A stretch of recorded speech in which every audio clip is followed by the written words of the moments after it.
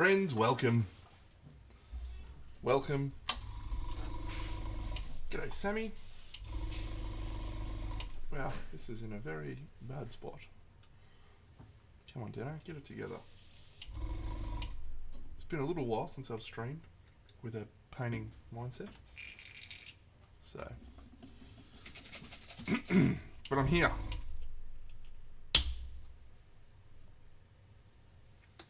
And I'm excited. G'day, Nurgle. Once again, appreciation for the tremendous gift that you bestowed upon me.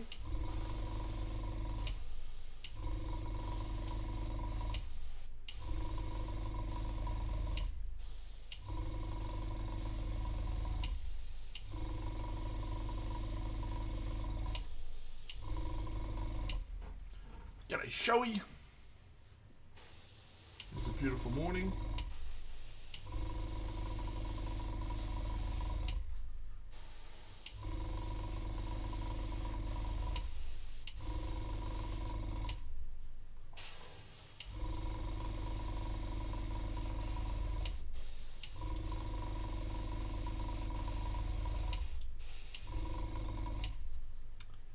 Yes, thank you very much. Enjoying the game, yes. I'm currently doing a playthrough on my YouTube channel. We're up to day 7. Day 7 that I just uploaded last night. Yeah, it's very, very good. Everything that I'd hoped it would be. A lot of fun. I'm blessed. Hashtag blessed. To be in the position that I was able to get it.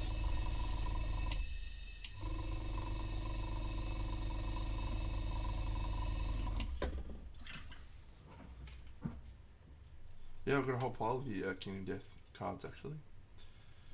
A lot of them. Alright, so I made an awful mistake when I was preparing for the stream last night. I was feeling frazzled. It's been a pretty crazy week. And so I assembled this guy last week on stream on Monday night. And then I have not really had... I did, yes, I did, absolutely.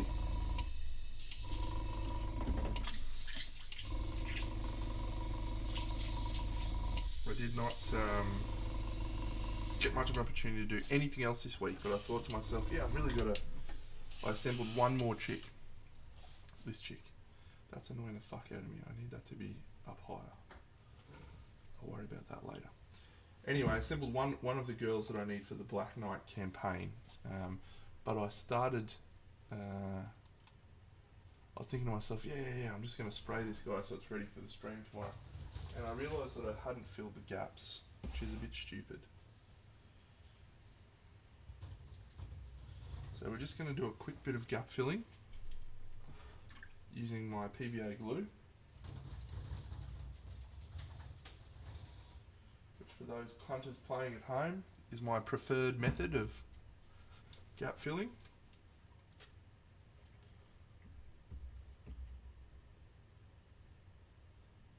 Fair bit of exciting stuff to share this week. Well, depending on your perspective, it's exciting for me.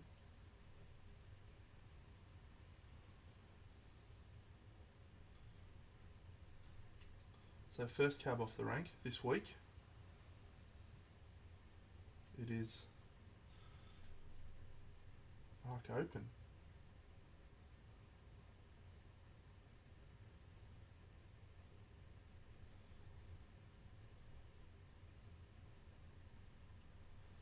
Very exciting, actually.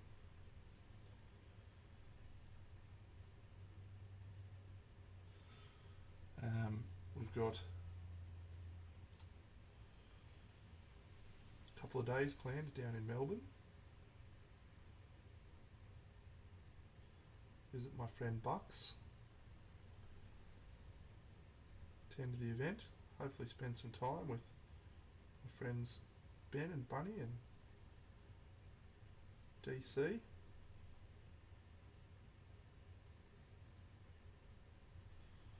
The Neon Knights has arrived down there, so we get to show off in person one of the big projects that I put all of my heart and soul into, which is fun.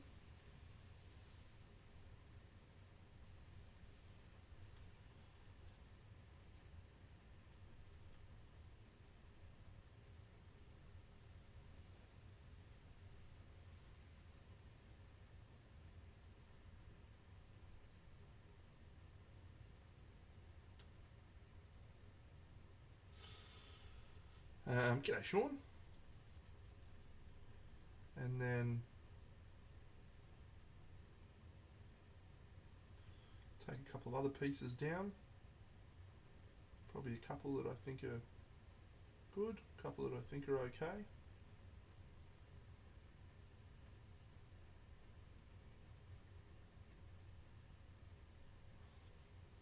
But the most important thing is getting down there and supporting the event. It's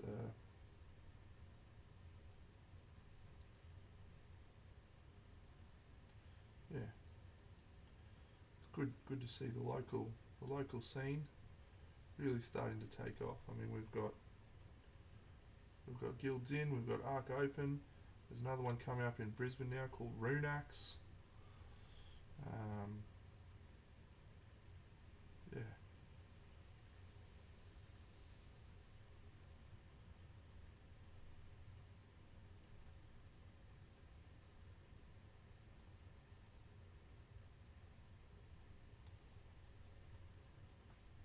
It's good. It's exciting.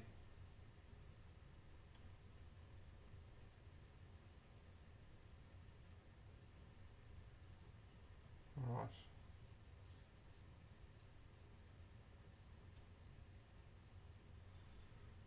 Runax, Brisbane, later in the year. September, October, something like that. I'm not sure the specific times.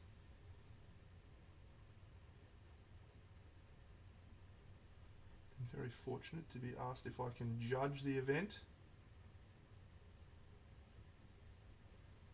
So I will do so. Consider yourself judged. Judge Dredd.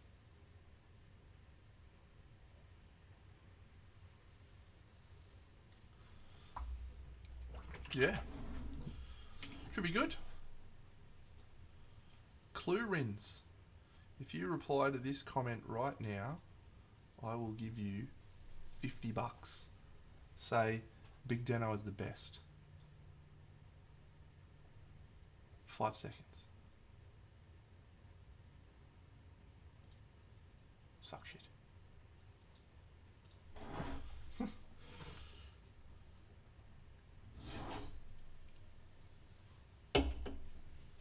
Alright. We made it. Let's paint ourselves some Black Knight. So I love the artwork. I'm lifting this up.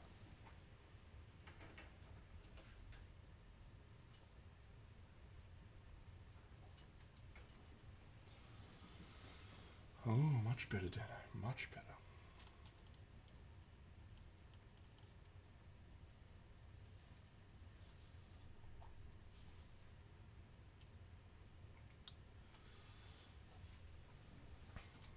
Alright.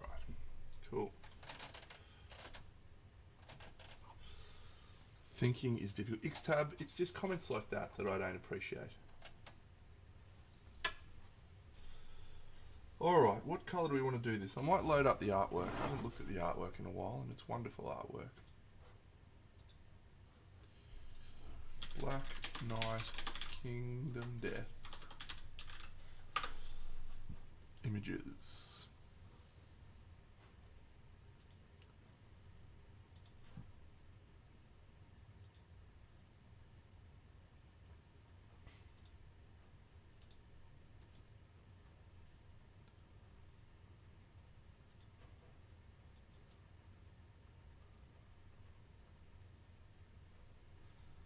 having some neck troubles today. Just show me the picture, you clowns. Why won't you show me the picture? I just want to look at this artwork. Alright, that's probably good enough. So we're going to stick pretty closely to that colour scheme. So we're going to do blue of this. We're going to do a grey whitish cloak. White furs. This will be gold stuff. Yeah, so that'll be fun. And then we'll do some steel. Alright, let me just do some drying of this.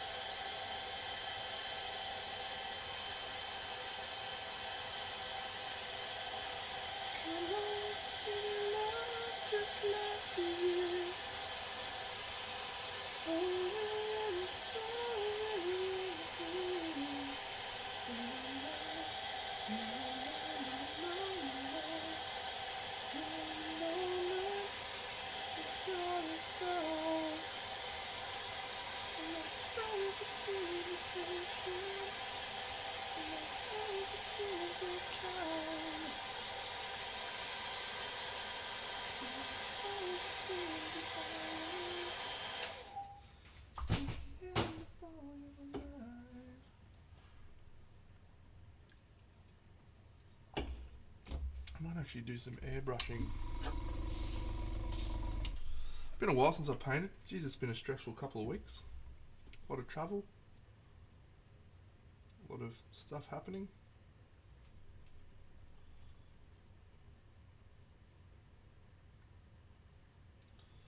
I've spent more time traveling this week than this month than I have at home.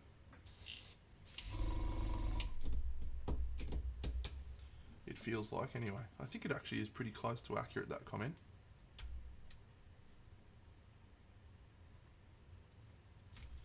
And for someone who very much likes being at home and doing their things, it's been a challenge. But, yeah, there you go. Alright, let's turn that off, Deno, so you can actually look at what you're doing. You peanut. Yeah, it is a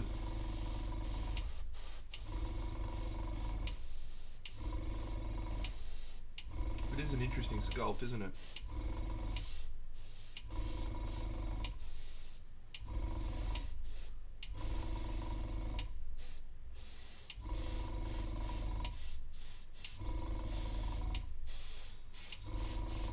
It used to be, yeah, I'll come back to that in a second. It used to be smaller, this figure, and they made it bigger, which I think has helped my appreciation of the figure. I think I would not have enjoyed this as a smaller figure.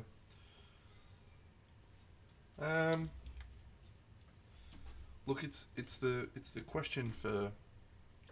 Yeah, no, I'm definitely probably about 3 months away from being unemployed.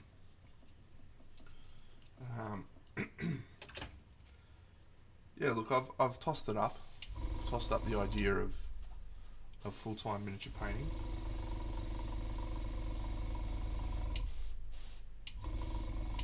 It's not really something I want to do. I've expressed many times how difficult it is being a full-time miniature painter, and those people that do it have my appreciation.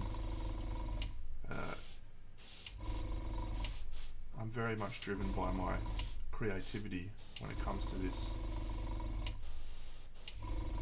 hobby. I want to be excited and inspired, so the idea of being forced to do it, not appealing. I am probably one of the people in the world that could do it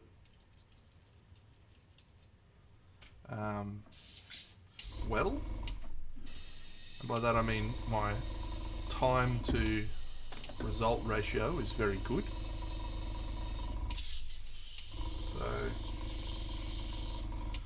but yeah, it's at the moment it's in the back burner. What I'm going to do, my decision, and hopefully some options will present themselves over the next few months.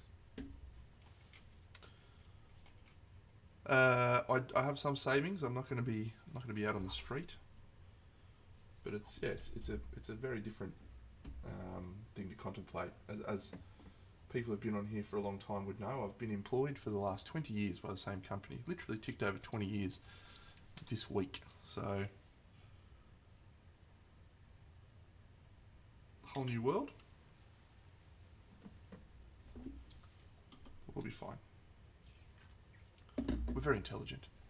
I'm lucky, but that's mostly, one specific collector who appreciates my work and buys quite a few of it, which is great, but it's also not great. Because if for whatever reason that particular collector doesn't want my pieces anymore, we're in real trouble. But yeah, again, I'm feeling okay right now with the future. My career has been very stable up to this point, which I'm sure prospective employers will look at positively.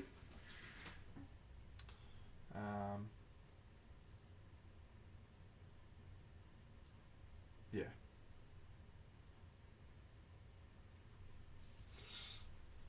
All will be well.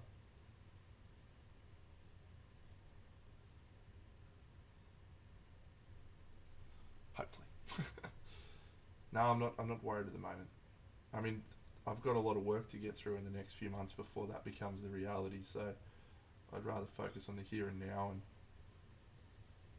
get that done, and then worry about the future down the track.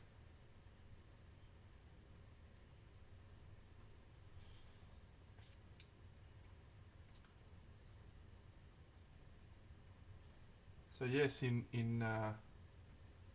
very, very exciting news,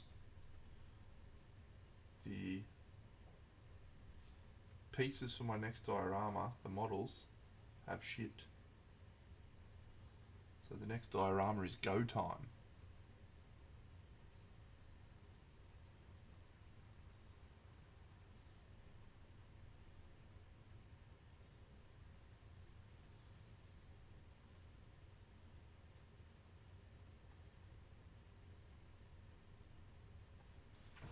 For those of you who are not familiar, the next diorama is a very, very elaborate graveyard and church scene, which will have all of the cool Chimera models, recent Chimera models on it. I don't do any 3D printing. No, I have a friend who does a lot of 3D printing in Brisbane for me. His name's Mark. He does a wonderful job. And then there's another chap who does some stuff for me as well. I've got 3D printed parts for my next diorama, so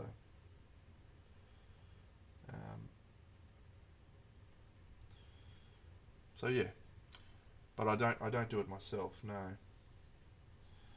I've said for a couple of times on the stream, there's a reason for that, and that's because I feel like you really need to be quite a scholar in the actual 3D printing field, I guess. And I just don't have that level of enthusiasm to learn a whole new thing.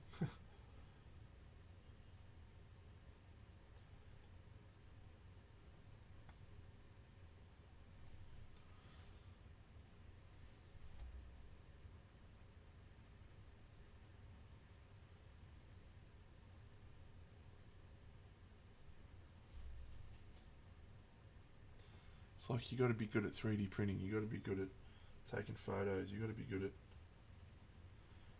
all of these different things in this crazy world of miniature art.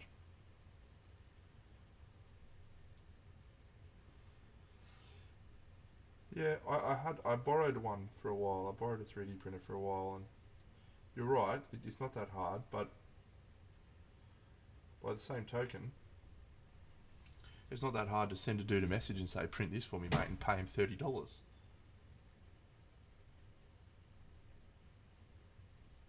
you know?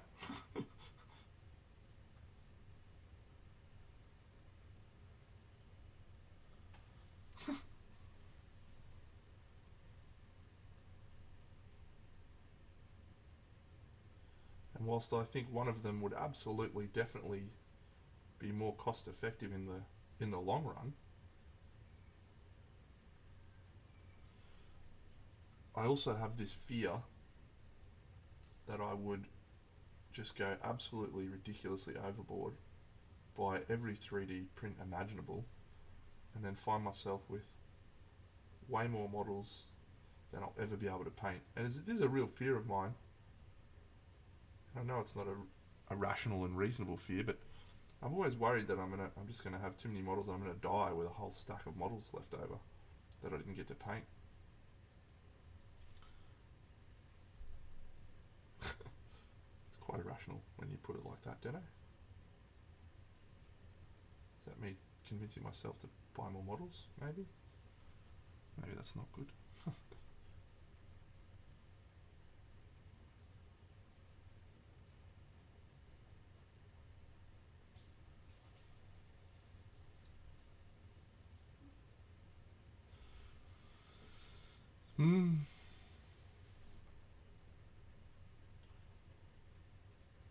But yeah, the diorama I'm very excited for. I've got a big pile of 3D printed bits that I got printed for the diorama to use. I've got a great collection of models, and I've made the decision. It's going to happen. So get excited. I'm going to be making a YouTube video. G'day, Minimancer. I'm making a YouTube video of the making of it.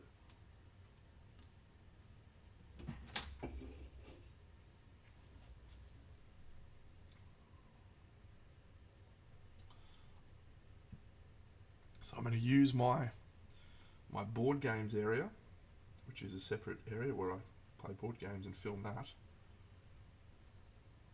for the purposes of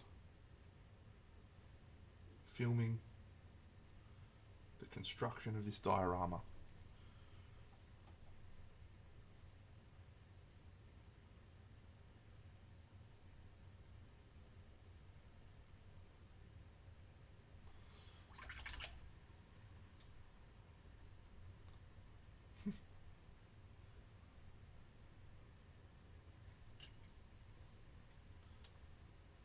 It's going to be exciting.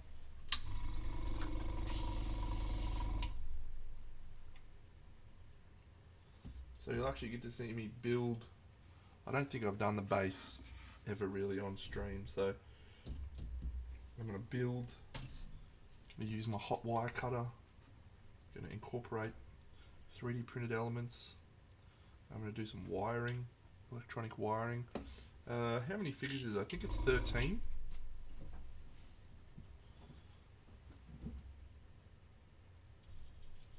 Maybe more. Let's go count it up, actually, I don't know. We'll go have a look at them, actually. We'll go have a look at the figures. No, the graveyard one. Graveyard one.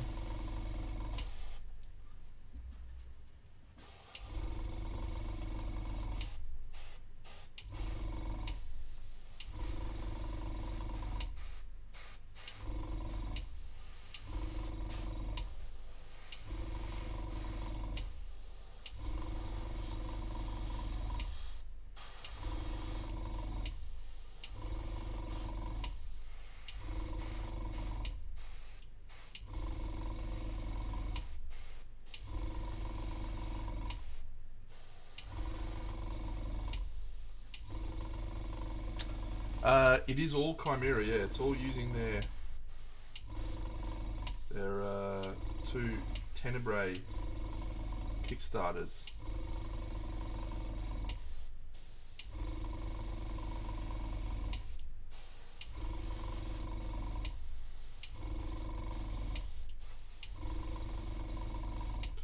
Let's show them off while we wait for that to dry. Well, Sammy, I'll miss you if you go.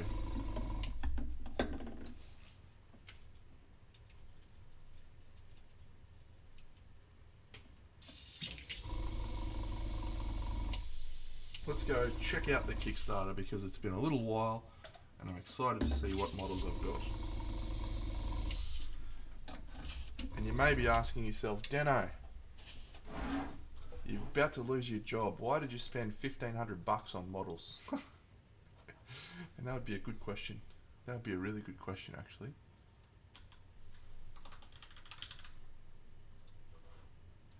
We're just hopeful. Just hopeful that we can do it.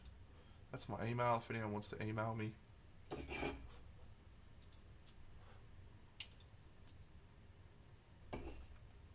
Here we go.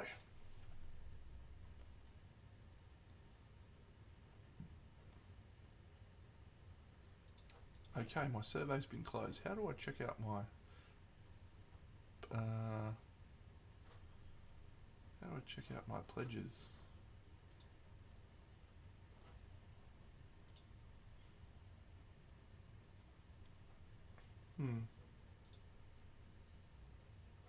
There it is. Here it is. Look at this. Look at all these add-ons.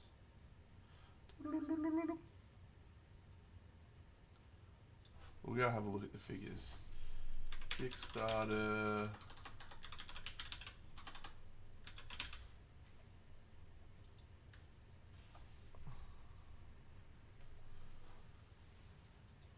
There's my email again. Alright, this is the first one. Go away. Okay.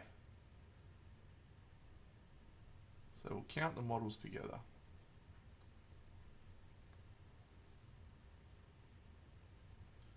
Why is my internet taking so long to load things? I don't want 38mm. Nobody wants 38mm. Don't be ridiculous. I got this guy. So he is going to stand up the back on the church, on the front of the church. Guardian of the church. We're probably going to follow a very similar colour palette to Mini Den's version there. Number one. Would have liked the mounted version, but I elected not to. It doesn't make sense for him to be mounted on the church. Number two. We're going to turn her into a bad guy. She's going to be summoning skeletons out of the ground around her. Great figure that. Great piece, but we didn't go that. That guy, we got him as well. He's also one of the guardians of the church. Great version by Danilo Cartacci. Incredible. This guy also in the graveyard, one of the bad guys, got him too. Didn't get her. Like her, but didn't get her. These are 75mm. This guy also in the graveyard, going to be riding out of the ground maybe. Maybe not, maybe he'll be there. So got him. Didn't get her, great model, but no, Pazarski for sure. Got that guy because he's a big bruiser and I like models like that. Definitely got that guy. I think that could be the model of the range. It's an absolute just baller. Great figure. I think we'll do the head one. I think we'll do that one like the Banshee. Incredible version by Massimilian Ricciero. Didn't get her. Didn't get that. That's all from this one. Now, if we just nip up here and have a look at these guys, they also did another one, which is the Fate of Asteria, which is this one. Confirm. Campagni. These will be great with some guacamole. Okay, so on this one,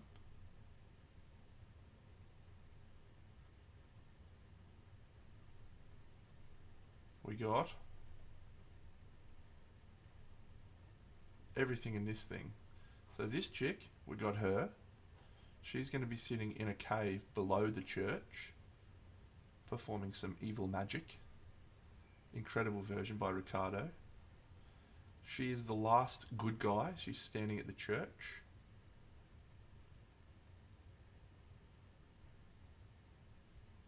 We didn't get the mounted version again because the church is no good. I had that model, very cool. We got this guy, but we got the mounted version of him, Obotus the Mounted, because it makes sense to me to have a horse riding dude. Look at him, what a beast. I think Topolus did a version of that not long ago. Big boy, excited. Didn't get this dude. But we've got all of the undead. So we've got that guy. We've got these two guys coming up out of the ground. We've got that guy. And that's it, I think. And we got that with the little gravestones and bits and pieces. So let me count them up.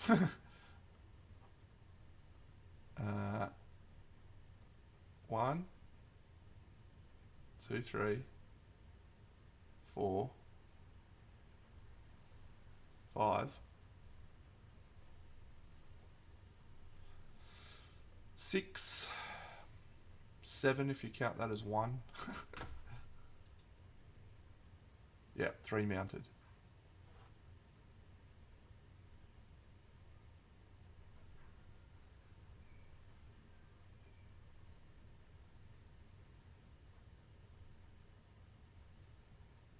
Eight, 9, 10, 11 maybe, we'll call it 10.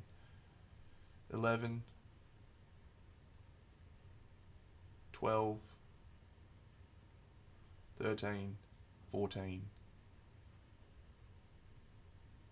14, it's my biggest diorama ever. There you go. My previous best was 13. Here's the one that I did 13 on.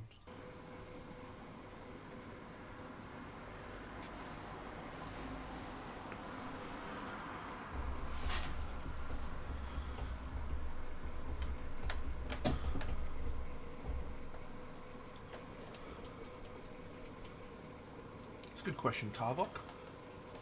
I'm not sure when I'll have it done by. My intent is to have it done by the Guild's Inn, which is end of July. Is that achievable? Yes. Is it going to happen? It really depends how much travel I have in the next few months. If I have a lot of travel, it won't happen. It's definitely easier, yeah, using models from one specific manufacturer.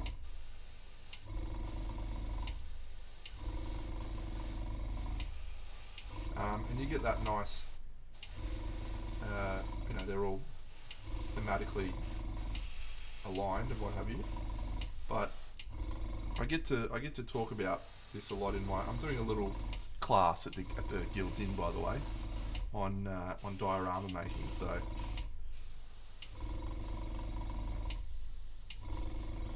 if you're interested in learning a little bit about the way I approach dioramas, feel free to sign up for that class.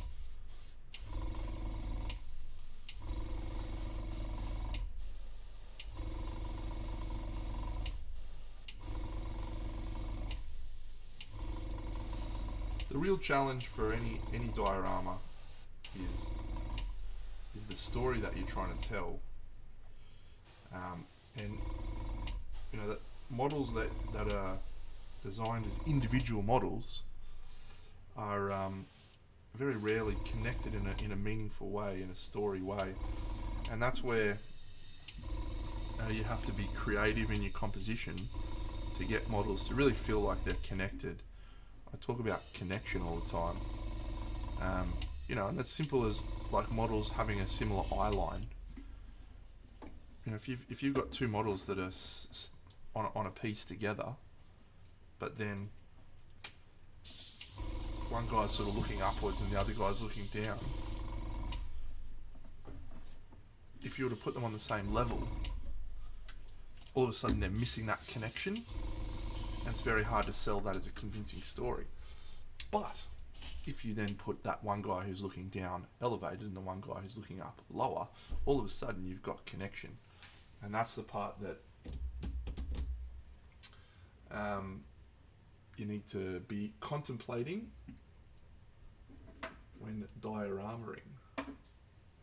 What do we want over here? Let's try that, I think. No, let's not try that. That's cooked. Yes, we'll try that. Ugh. Bit of that maybe.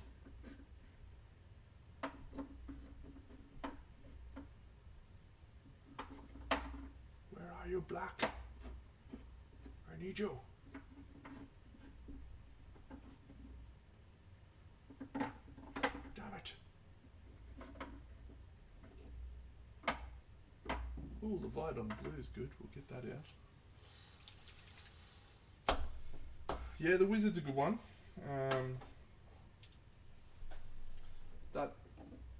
That worked. It's like I'm still learning all the time, right? Which I think is a good thing. I feel like if you know everything, what's the point? So I'm still learning all the time, getting better. I guarantee you I just fucking knocked that one over. You absolute piss lord, Deno. What are you doing? This was a far better idea. Why didn't I just pull it out? I got this little tray that I keep some of my paints on. Pretty smart actually, Deno. You're a smart guy. Where the fuck is this colour that I want?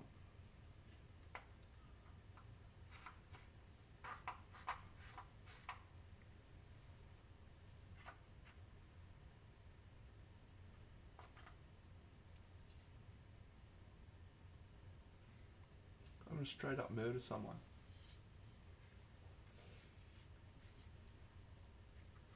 I'm sure I've got that black one.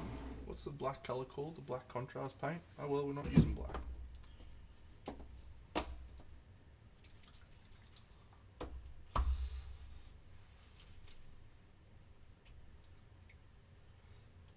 Look, I'm hopeful that my little diorama class is going to be useful to people.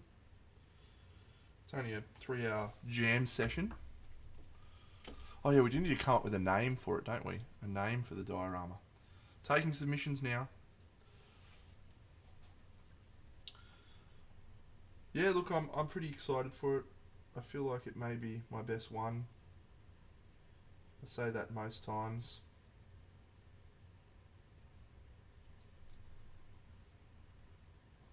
It is called Black Templar, yes.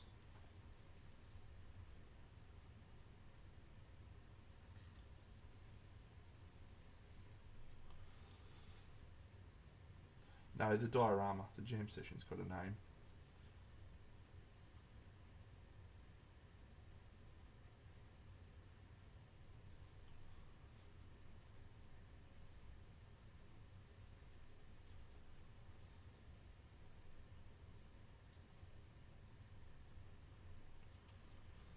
Always pompous, mate. Got to come up with wanky names for these things.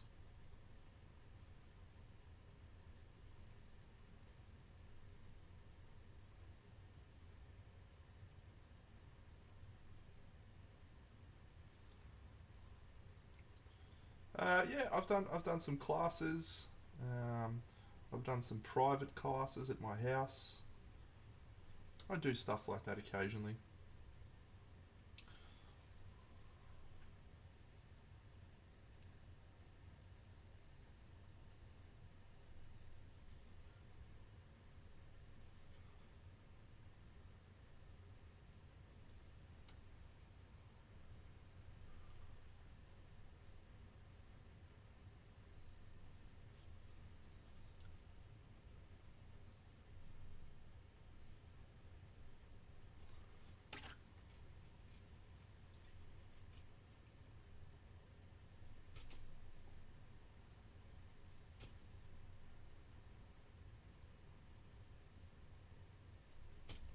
Sure, I'm in Brizzy, yes. That's correct, Carvok. It is the remnants of a force defending the church, holy ground. The graveyard is right adjacent to the church. There's a stair. There's going to be a ruined tree. There's going to be a smoke machine. It's just going to be absolutely fucking epic.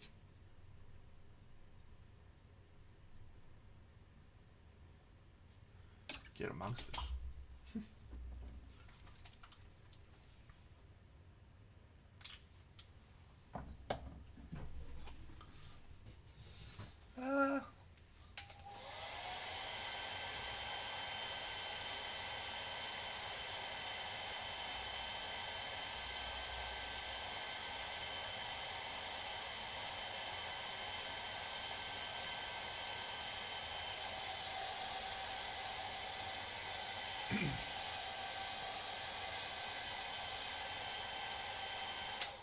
We could keep it simple. We could keep it simple. We could also be absolute wankers and come up with some wanky names. Saturation levels under control. No. No. It's going to be so saturated it makes your eyes bleed. No,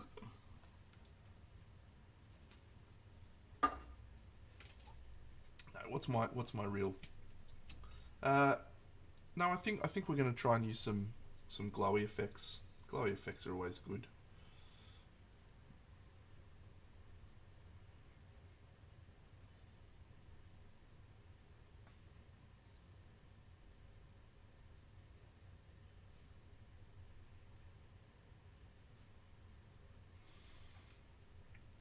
Well, I had that secretly in Neon Nights. I had that written on the billboard in invisible ink. Did I mention that? I don't know if I mentioned that, but it was on the billboard in invisible ink. Rage against the dying of the light.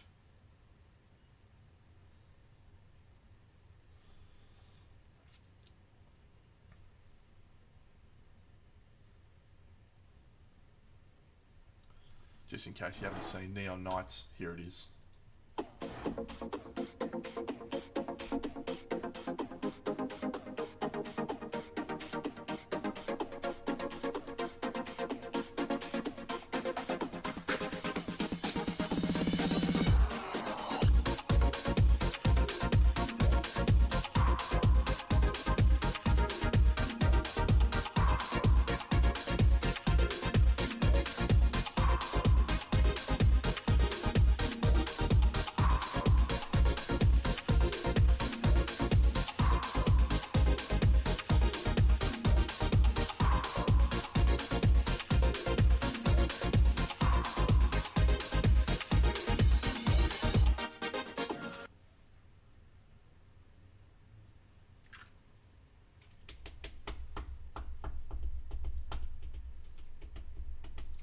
I did see Richard Gray's entries. As always, Richard Gray is just a fucking baller.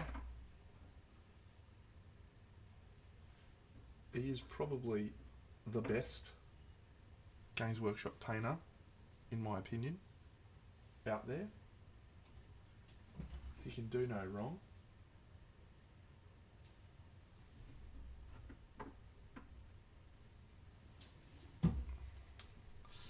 Shall we? Let's chat offline the stream, mate. I'm open to having some time with you.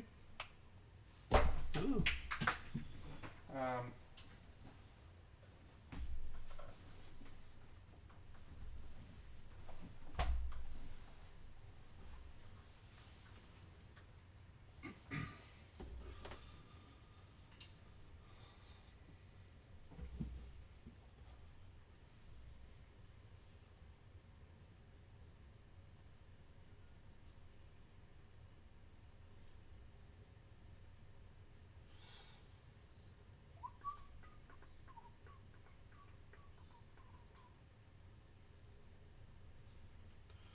Very good.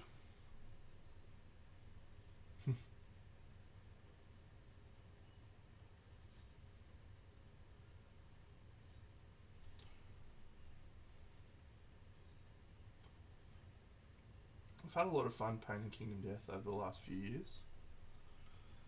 And my Kingdom Death collection is current for all the monsters. I haven't painted many of the survivors, as many as I would like, but I've definitely painted a chunk of survivors. But I'm very excited for the new content. There is another 14 expansions coming in addition to this one. So this one's number 1 of the new wave, and then there's 14 more coming, which I have my hot little hands on all of them. So it's an exciting time to be a Kingdom Death fan. I do not do the way that I see some painters do. I was looking at some dude's piece last night on Instagram, and he's got black and white everywhere, like undercoats, and then he's just got this fucking finished face. I can't do that. I can't understand how anyone can do that. I like to just sort of build up the whole model at the same time, so I can then review if my colour scheme is working, understand what areas need improvement.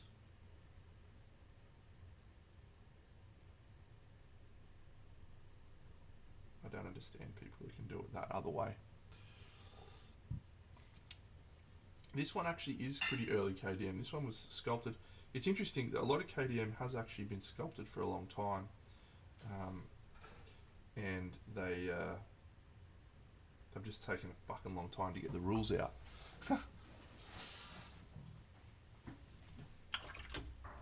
So, yeah.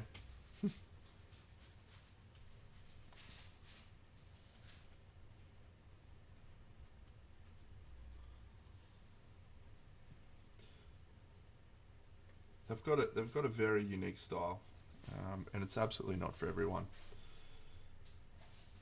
I've become quite enamored with it because I think it's cool to see something done unique, right? Something done in a fresh way. Like, there is nothing out there like KDM in the miniature world. There certainly wasn't when it came out.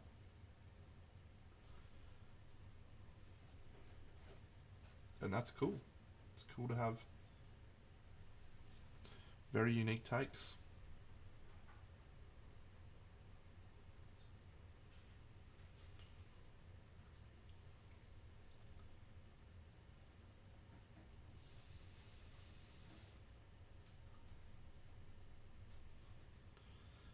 Yeah, I mean it's basically created a genre of board gaming.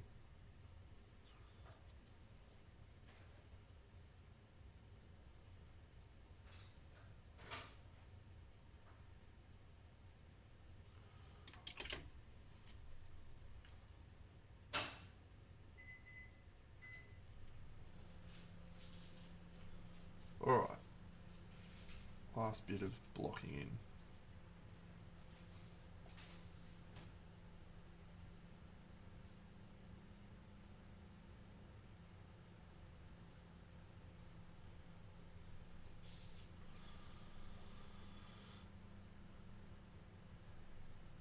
It is a very fun game to play. You are absolutely spot on.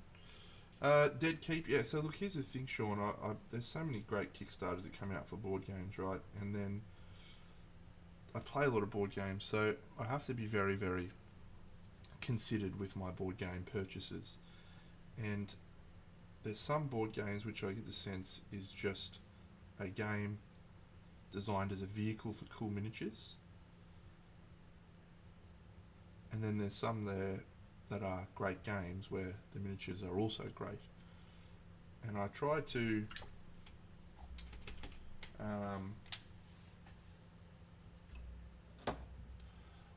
buy the second ones instead of the first ones. And my vibe on the Dead Keep was the first one, that it was great miniatures, but maybe not a great game.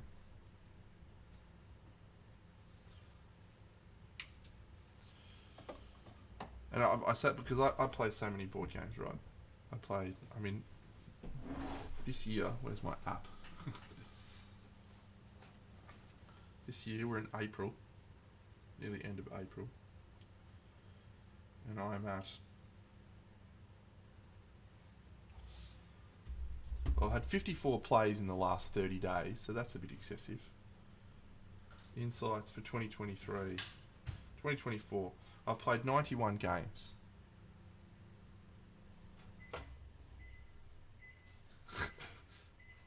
April was a big one, as you can see. But yeah, yeah, I got Earthborn Rangers. So yeah, so I've pretty much played a game a day. That's obviously been crammed into a smaller periods, and I don't play that much. And I also play a fair bit solo, but yeah, so I play a lot of games. So we tend to be very judicious with our choices of games. We don't tend to just, you know, go in on anything.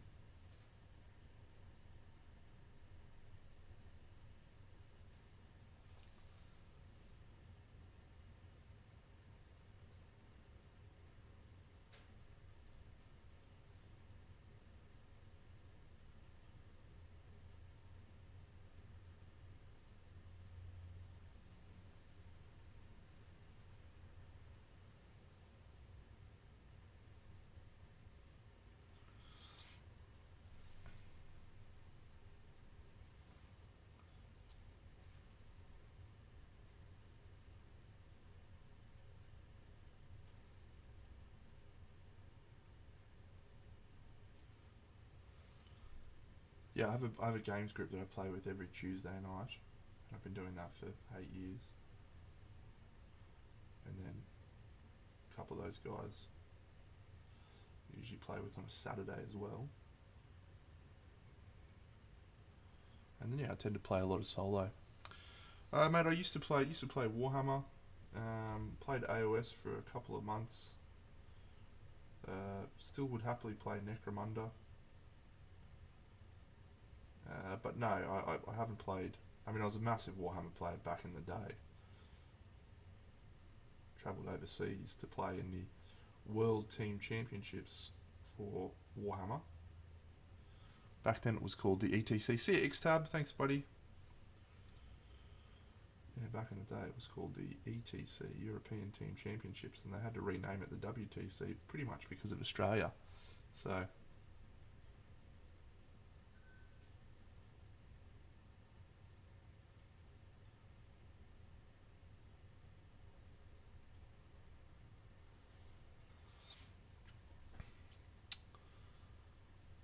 not at all. No, not at all. I mean, the group that I play with has never really been painters.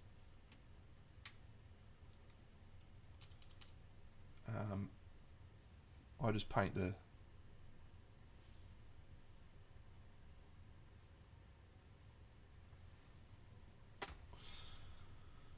Hey, awesome.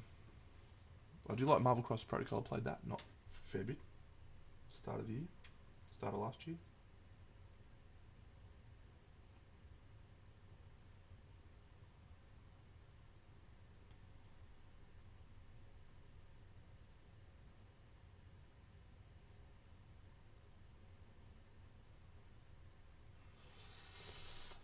Board games or miniature games?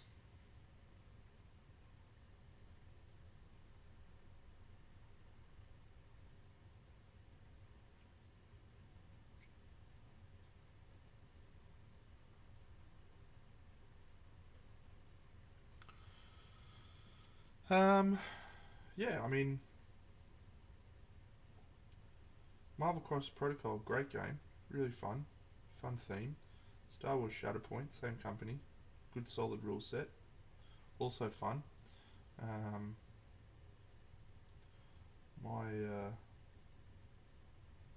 my tastes run to board games these days, so a lot of board games that I'd recommend. Probably the one that really got me excited was Gloomhaven. Yeah, my mate Koki and I'll tell. I think I've told this story before, but um, back in the day, Necromunda was my absolute passion. It was a seminal part of my gaming experience when I was a young man. I was in my early teens, and Necromunda was the very first episode of the very first issue of White Dwarf that I picked up was 198. That was my first White Dwarf. That was back when White Dwarf was awesome, and it was the episode where, or the issue. Why do I keep saying episode? The issue where Necromunda had just been released.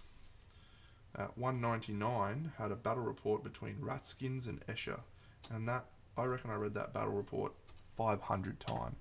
I absolutely loved it. It was just one of the, yeah, it was peak battle report. It was Games Workshop at its absolute best. I adored it.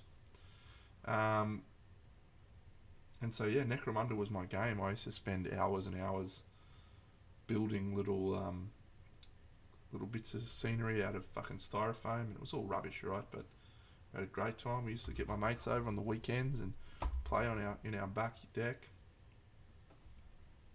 Awesome experience. I played Goliath, but yeah, so I finished that experience. I went and worked for Games Workshop for a few years, which was awesome. And then probably about when I was 25 and I had a disposable income, I decided to get into collecting Necromunda figures, and that was, the game had basically gone at that point, right? So I was having to track them down through buy, swap, sell, and I was constantly on the hunt for them. I'd see people popping up their Necromunda models for sale on the Wargame Ray forum, and I'd snuffle them, I'd jump on them. Yeah, so I ended up collecting like pretty much all of the original Necromunda models, the metal figures. I collected them all, and yeah, it was unreal.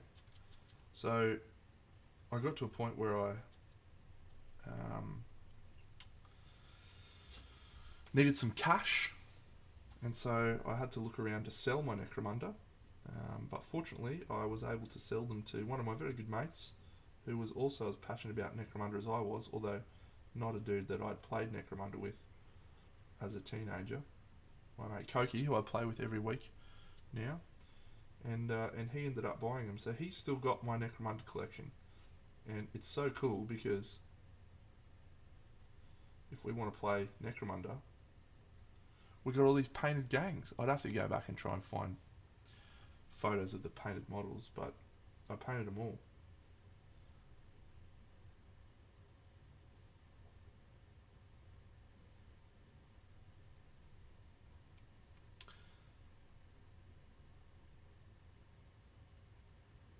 The gangs that I feel most connected to are Ratskins and Escher, and it's because of that battle report. I was just obsessed with it. I was obsessed with that battle report. Necromunda just fired my imagination like pretty much no other game because of the nature of its campaign driven. You know, the storytelling and you have your characters developing and growing over time. That just rustled my jimmies. Still does, really.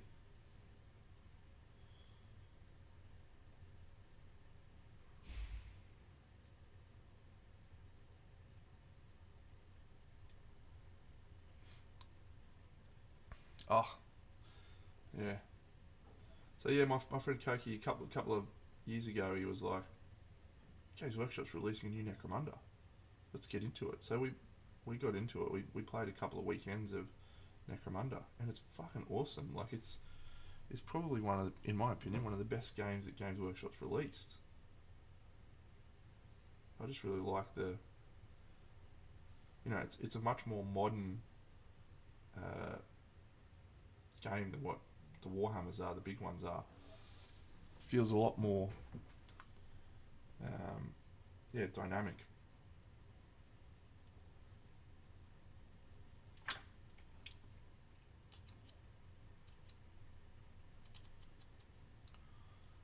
Yeah.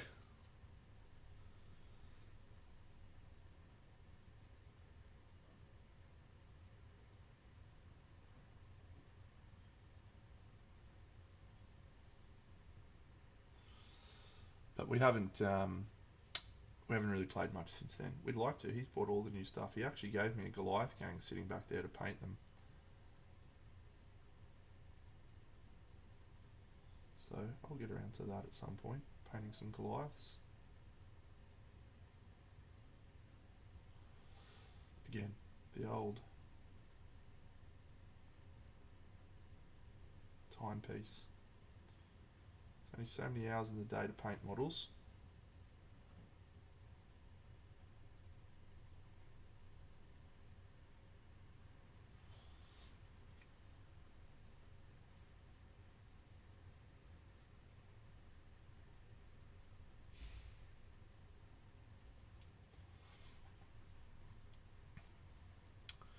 Yeah, very cool.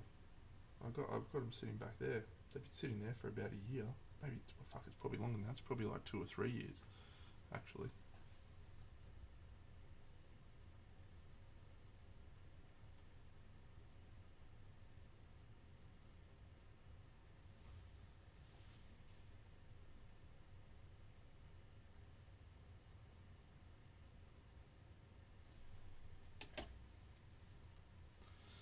Honestly, yeah, there's not enough hours in a day. Maybe I will. Maybe I will fucking paint models full time, just so I can enjoy painting models whenever I want.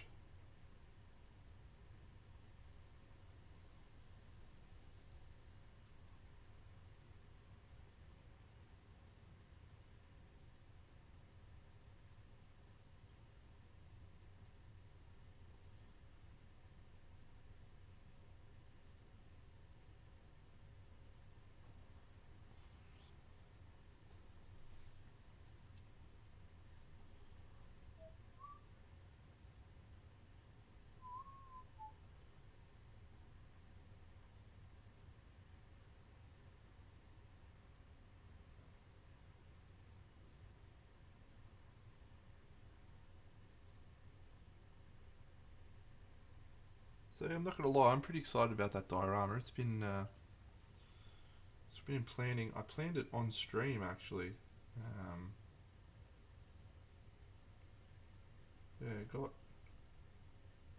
drew up the design, planned it all out. I don't know if I ordered the models on stream, but I think I ordered them that night.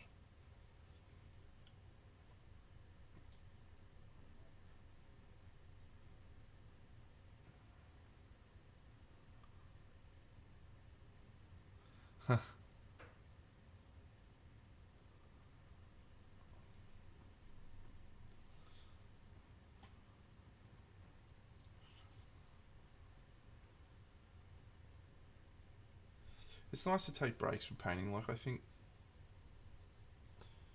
we really need to remember. Number one is that this is supposed to be a hobby that we enjoy, and I think especially people that come from a wargaming background, painting is generally, we're always like, oh, this is something that I have to do to be able to play at an event. And so maybe we lose a little bit of the joy that comes with painting. And one of the reasons I advocate for display painting, especially for people that are coming from this sort of wargaming background, is you just get to enjoy painting and like paint for the sake of painting. And that's a really good experience.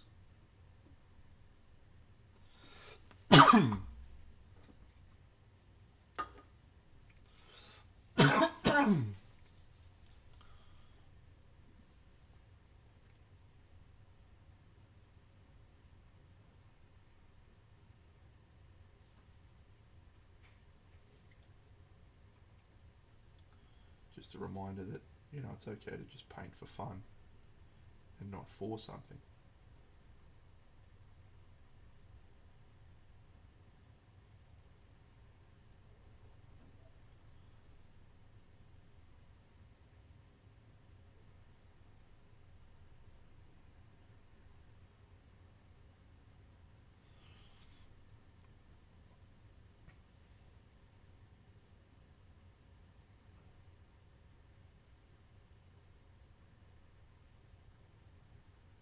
But yeah, coming back into it after a bit of time off can sometimes be demoralising, but it doesn't usually take too long to pick it back up, and sometimes that time off can actually give you a different lens. Like every time I have a break from the hobby, I've taken little breaks, couple of months here or there. It's usually just because I have other things happening. It's It's rare that I don't want to paint. Most of the time I do. But yeah, usually I come back with a different lens and on things that I want to get excited about, things that I want to paint.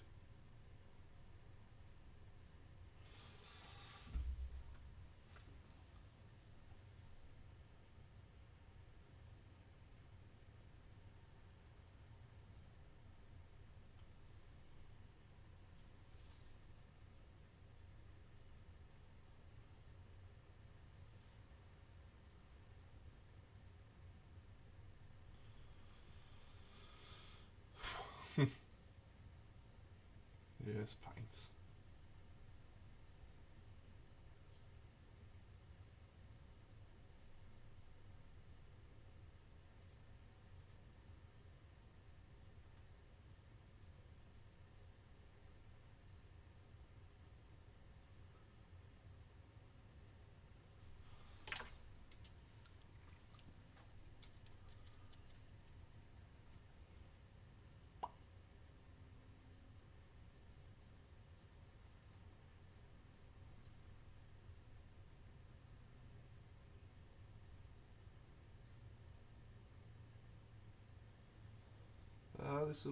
This little creeper's growing on me. I'll tell you a little bit about the story of this guy. I mean, it's not secret. Yeah, exactly, Sammy. Exactly what I was just going to say. You've read my mind. He was a dog. Yeah, and there was a character called Percival. She had a little dog, and she went out into the world of Kingdom Death and never came back. And this dog was a faithful guardian and was protecting, I think, her where she's from. So he's actually just like he's not a bad guy, but he'll try and kick the shit out of you if you come near her place because he's protecting it. And so yeah, he's turned into a mutated version of the dog. That's why he's got these feet, jumpy feet. Yeah, I don't know, probably.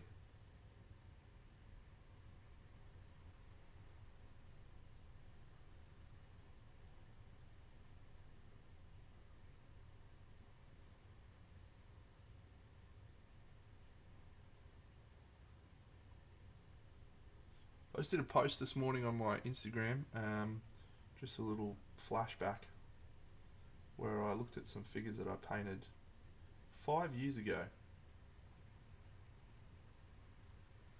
Hirelings of Asura. Sergio Calvo has currently got a Kickstarter on where you can actually buy those models. They were great figures, really good figures to paint. So something to look into. Just a random aside.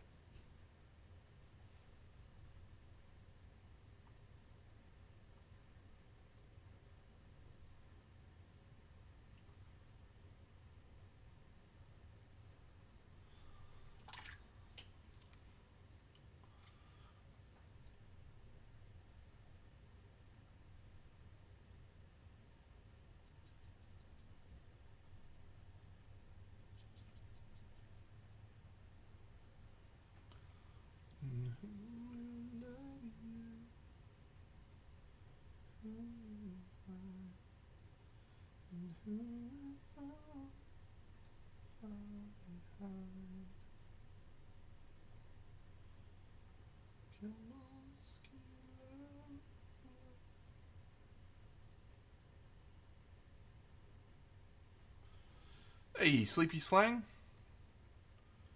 G'day, mate.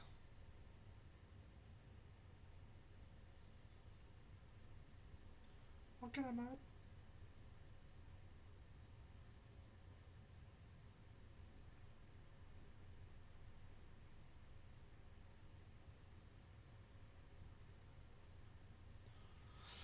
Yeah, no, life's going busy. Busy.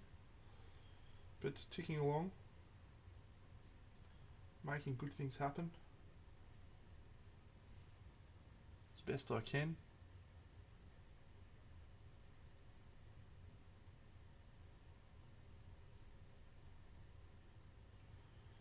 am feeling enthusiastic for this diorama, I've got to tell you. When I got the notification that the models had shipped a couple of days ago, I was pinging.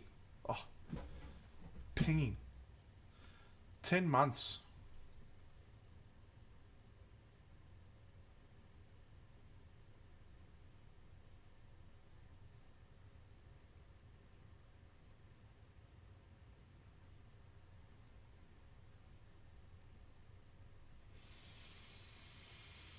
Yeah, big necromancers versus churchy diorama. It's going to be great. It's going to be great.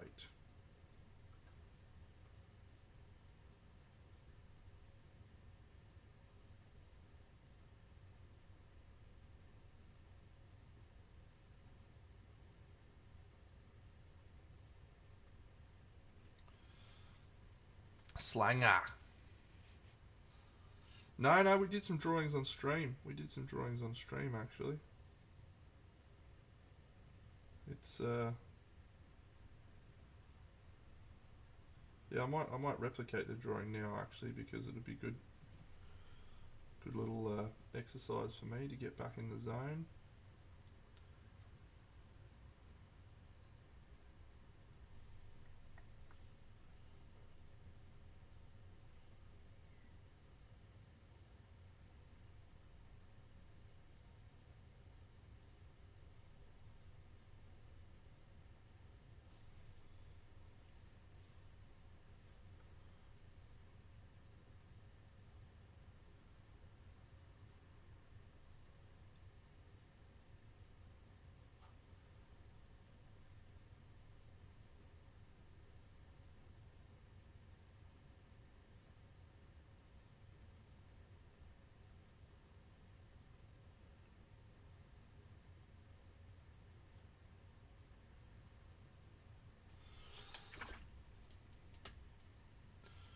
Good. All right, let's do a little drawing. Okay, so I'll use this green. So, three-dimensional little drawing here. Here's our little base. Done that at a bad angle, but that's okay. So on this side here, we're going to have the church. So the church is going to be at an angle across this section like so. Church, big door, some gargoyles, some spiry bits, and so on. Then this is going to be a little elevated area up here, a little cliffy type thing, and we're going to have a little staircase from the church down. However, underneath the church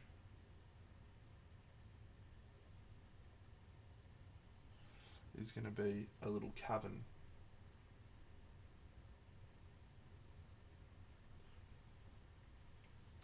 And in this cavern will sit that big dragon chick summoning dragon in here.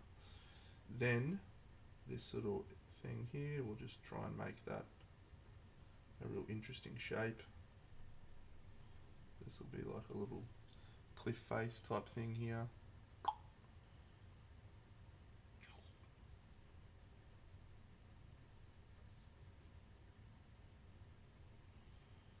Right. And then over this side we'll have another little raised area. Have a little divot. So we're then going to have a stream running sort of through here with a little bridge.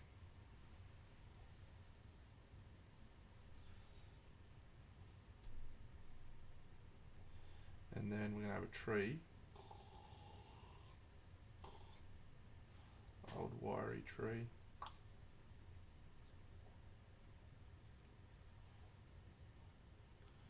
And there's going to be a little mausoleum here.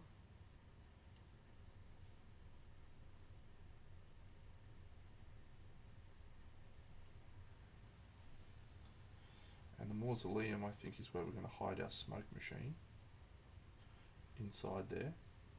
The back of it we're going to hollow out so that I can pull the smoke machine in and out. And then this is just going to be gravestones.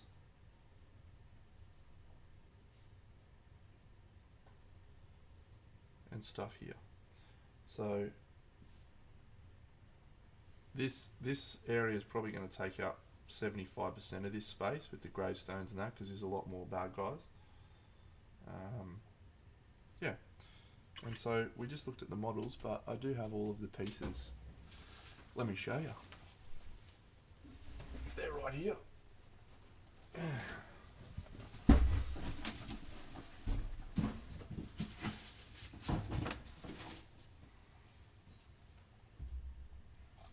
There's our mausoleum, hollowed.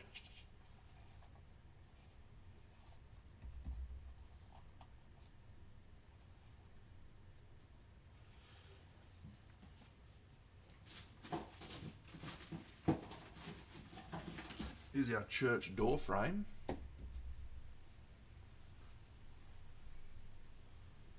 Yes, it is a big church. Well, look, it's a conceptually it's a big church, but in terms of the actual scale of the church, it's a small church. No, it's a small church. It's not a big church.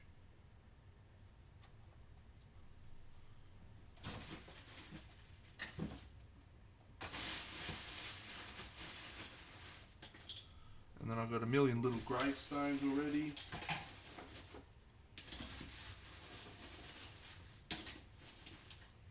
The church has got cool windows, little gravestones, some nice decorative designs. Big triangle pointy bits.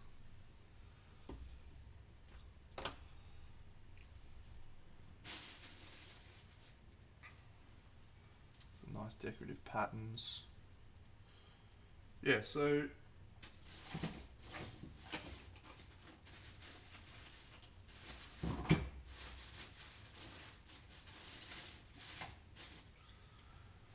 got lots of cool little bits, and I'm just going to try and combine them together in a way that looks good. I think that should actually fit in there, but not to be. It's okay. Well, there's 75mm scale, right? So this is the base that I've tentatively scheduled to be used.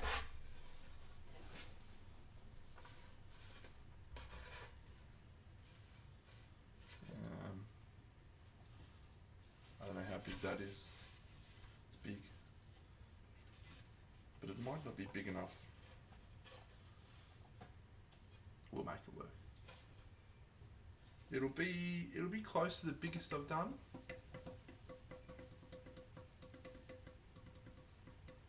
Not sure.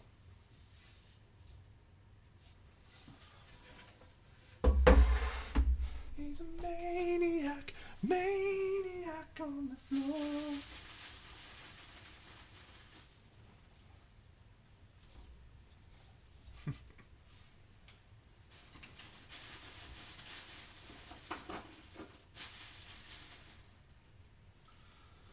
Cool spires.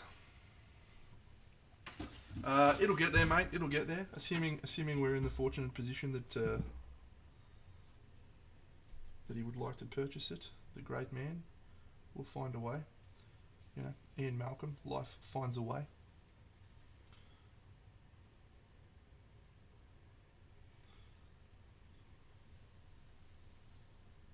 Look, there's only one other guy I know of that does projects like this, and his name's Monstroids. And he's a big inspiration for me. Great dude.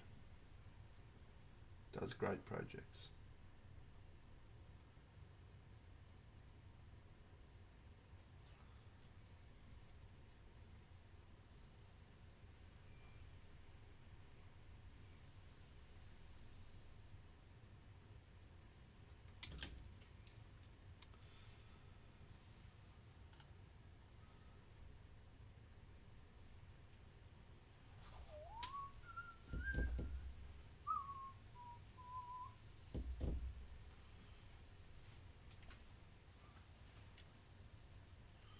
don't know too many other people that are doing this sort of stuff. Feels very much like my wheelhouse.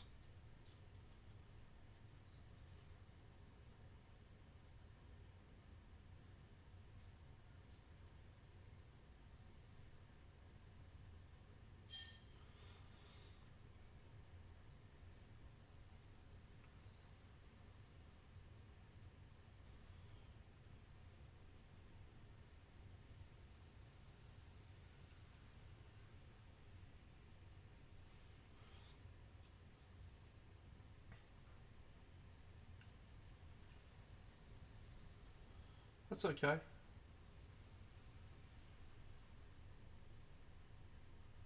Just means I've got a niche. Yeah.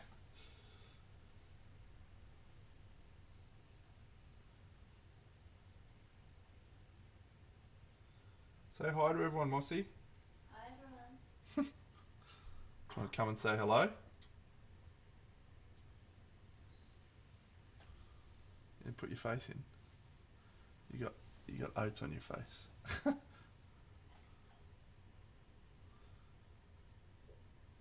Don't be a dog. Rat bag.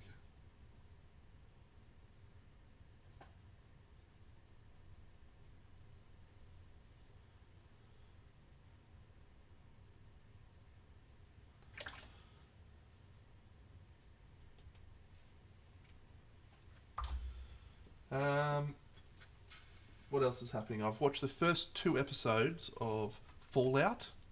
I've never played any Fallout games, so it's always good. I'm always a good case test subject for, is something good without knowledge of the product, for things like that. I'm enjoying it. It's good. It's cool. It made me Google what Fallout games there were to see if I wanted to play them. So that's a good start.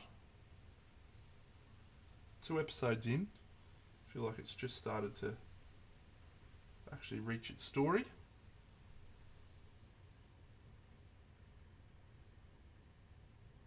Which is cool.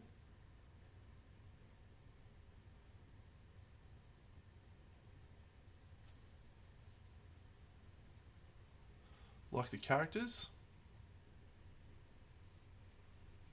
But yeah, I'm not a person who's has any knowledge of Fallout, so if I can find some enjoyment in it, then the makers have done a good job at catering to both the fans and people who know nothing. There's been a number of little things where I've looked at it and gone, I wonder if that's a nod to the show. Like the obvious one that jumped out is the stim packs, or nod to the game. Stim packs, just like little things they inject. I'm like, that's got to be from the game, surely. G'day, All Might.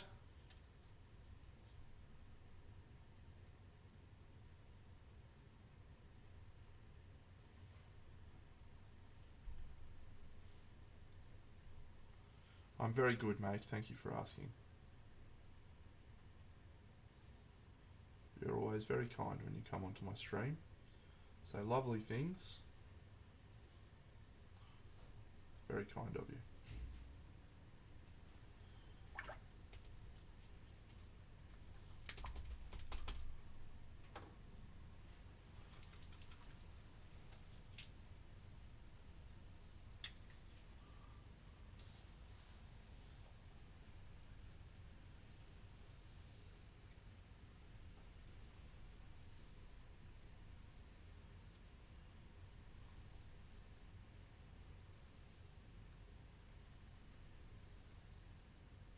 Yeah, is there a recommended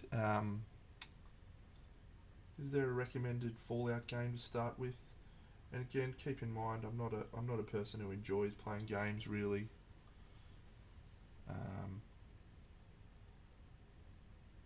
Like the only games that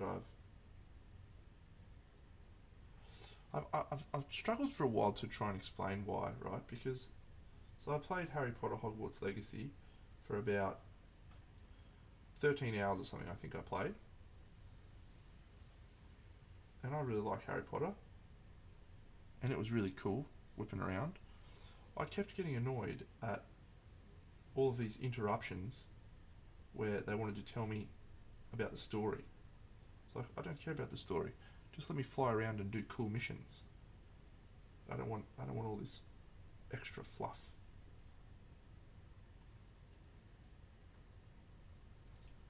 You know?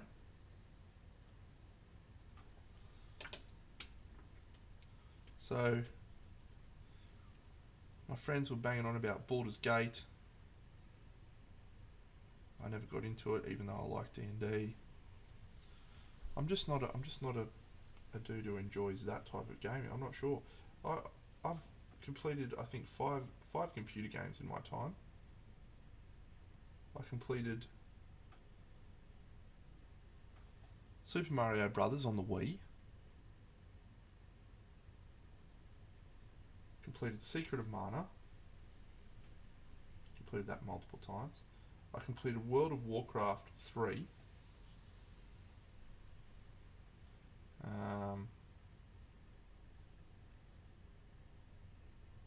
Baldur's Gate on the PlayStation.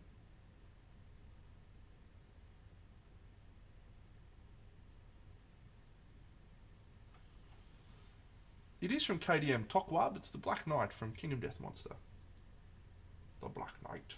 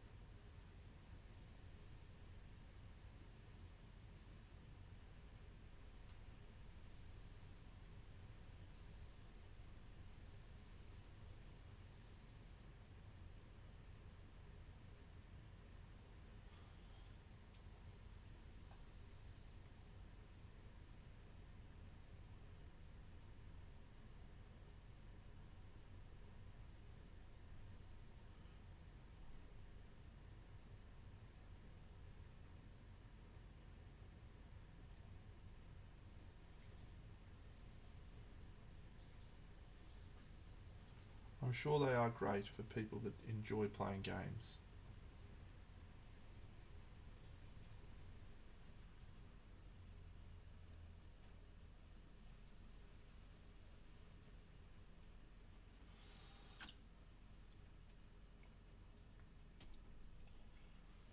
Unfortunately, I am not one of those people.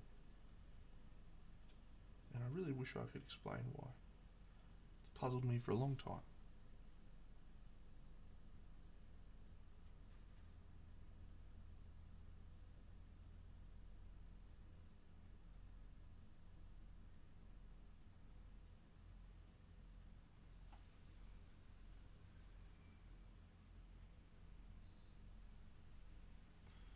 So my plan for this champion that I'm painting right now, I'm going to paint him, and then I'm going to paint the 4 squires, which are part of his box set.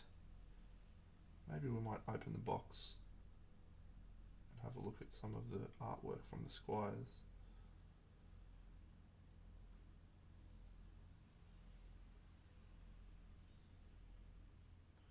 And there is actually a campaign, which is a little 5-year campaign.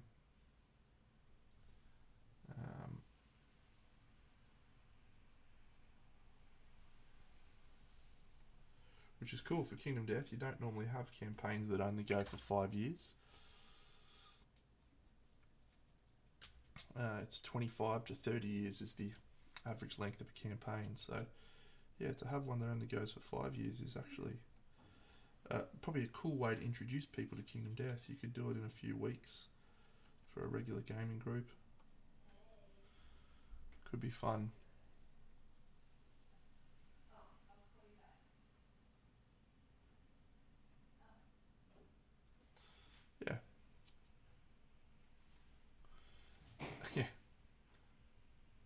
it's a campaign, so it's intended to, go for a long time.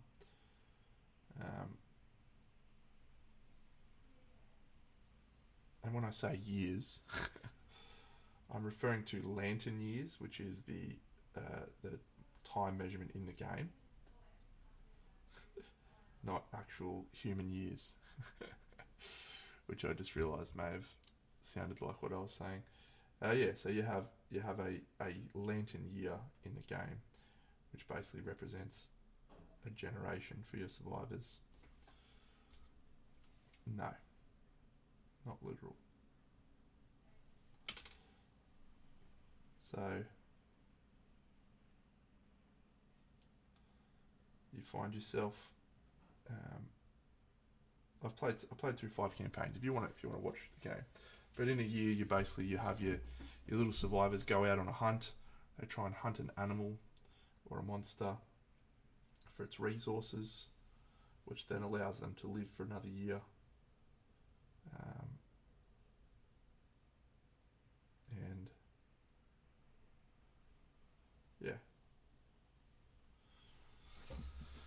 yeah, it's a solid commitment as it is. I mean,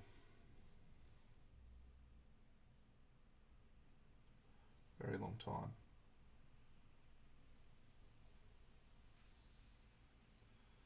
How are we going on replicating this feeling of the artwork, I wonder? That is not.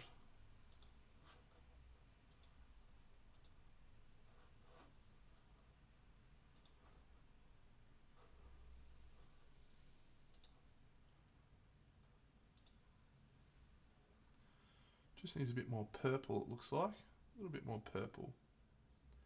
Alright, I can do that. I can absolutely do that. Never be said that I don't get more purple. What on earth are you doing? Okay.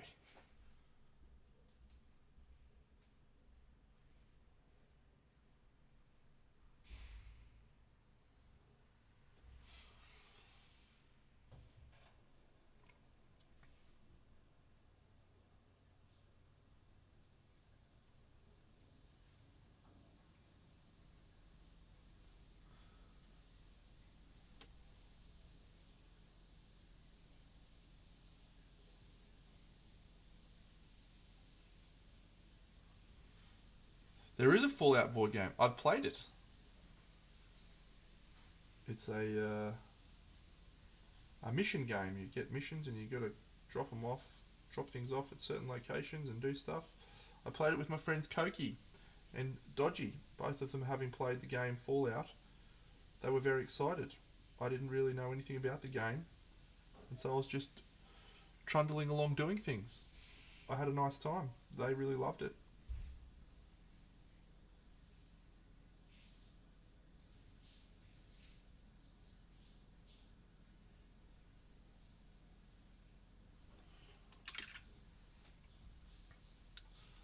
Alright, what am I feeling? What am I feeling here? I'm feeling, let's do some of this. Oof.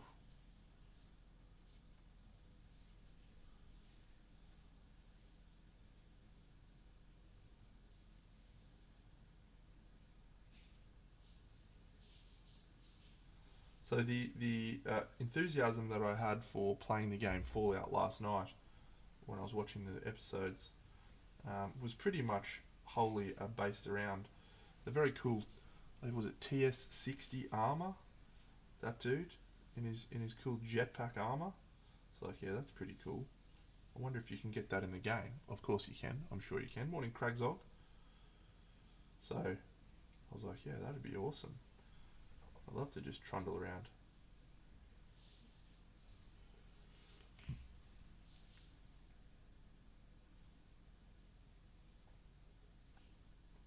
That'd be me. Yeah. That's unsurprising.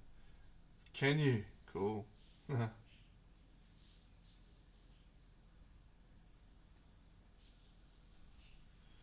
Alright, we're just going to add some purple tones to this, I think. Let me just put some gold. Always believe in your gold. Gold. You're indestructible. Always believe in gold. Gold.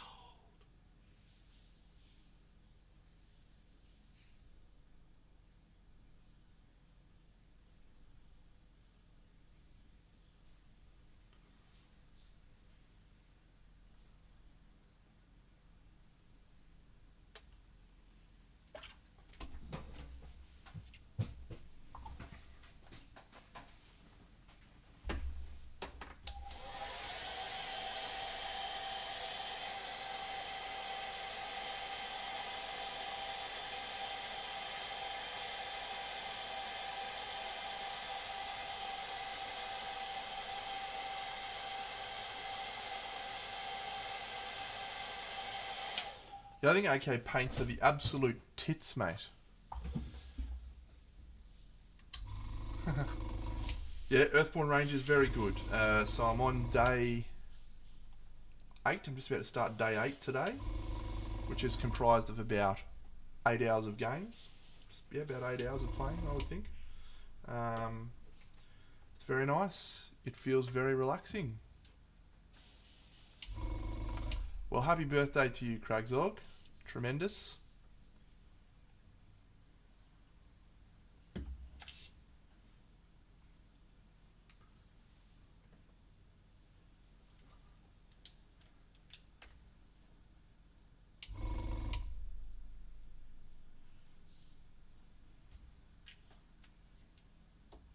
I do like AK paints, yes. They probably comprise about 75% of my painting at the moment. Yeah, Chimera.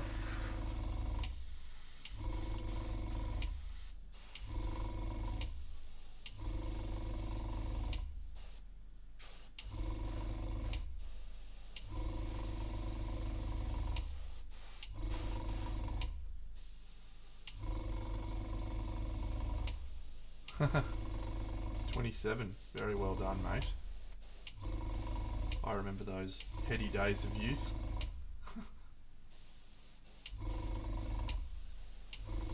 What a time to be alive. Insantium, the models have been shipped, my friend. We're underway. We're about to get some shit happening. I was looking at cool bits just before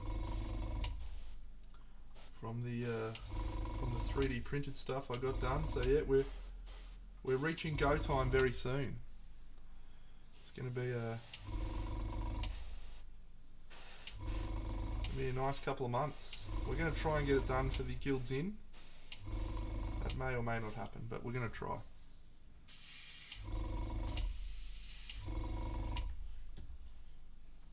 Yeah, me too. Be nice to sink our teeth into another diorama after Neon Nights.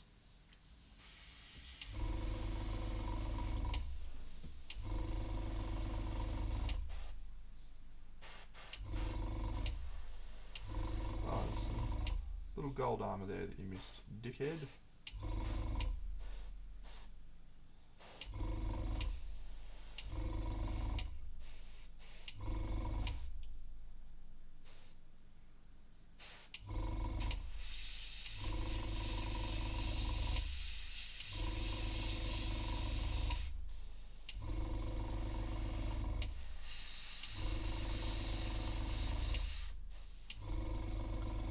So this guy's called the Black Knight, right? So I'm intentionally trying to kick things down into a darker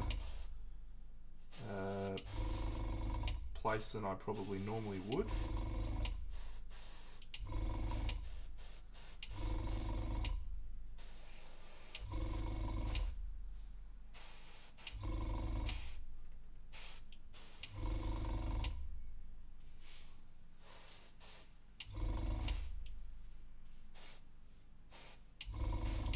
Just go some little sparkly highlights.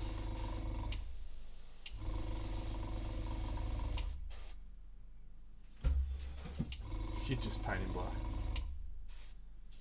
Well, this is why you're a much better commission painter than I am, mate. Thank you, mate. I appreciate that. I'm glad to have been of assistance.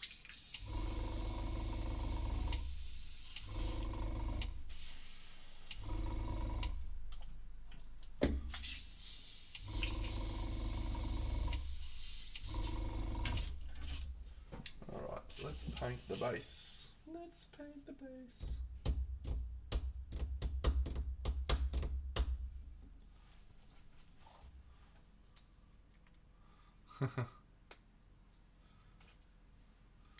Well, thank you, Sleepy Slang.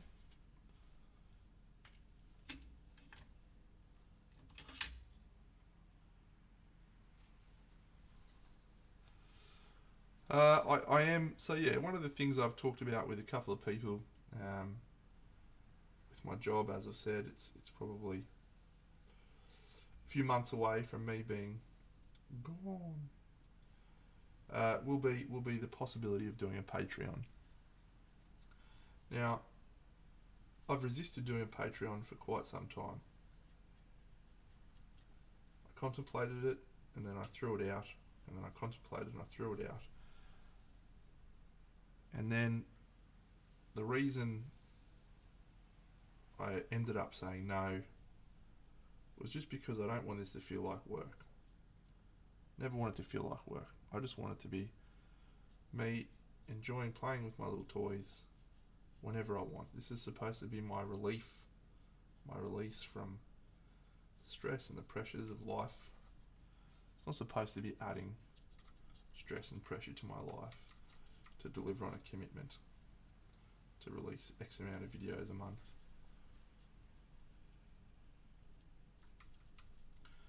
But life happens. And yeah, sometimes we need to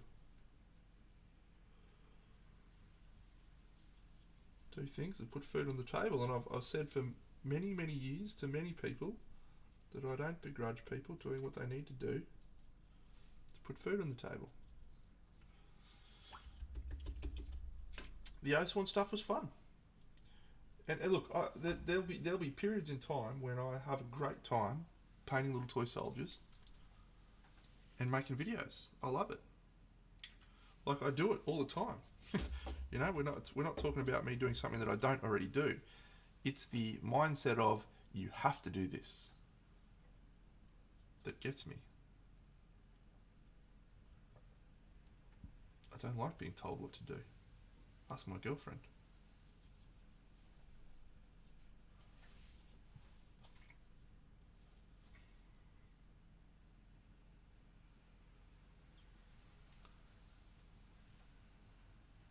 Exactly.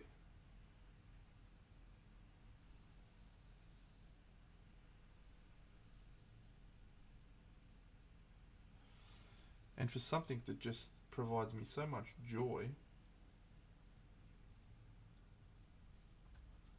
the idea of giving that up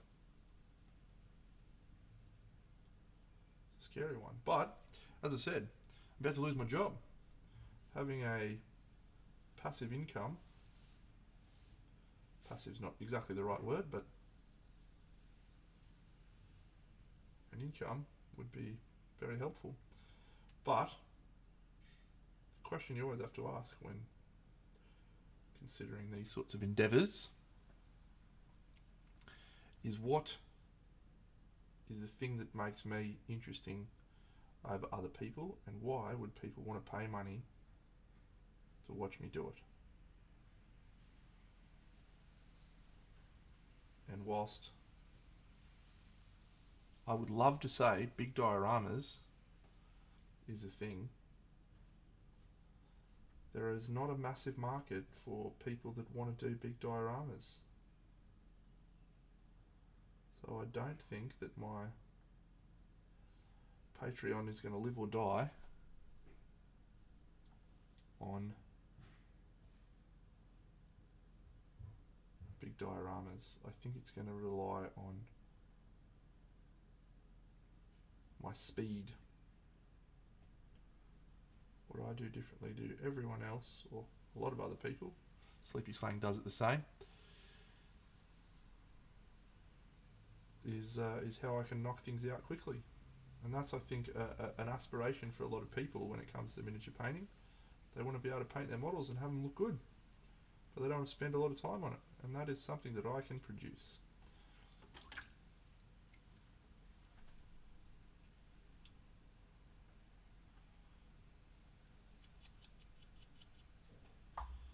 So that would be the pitch of my Kickstarter.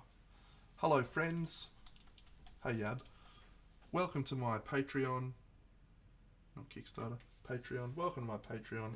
I'm Big Deno. What you're going to learn on this stream, this fucking episode,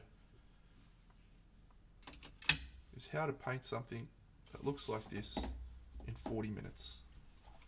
How to paint Marvel Crisis Protocol models in 2 hours.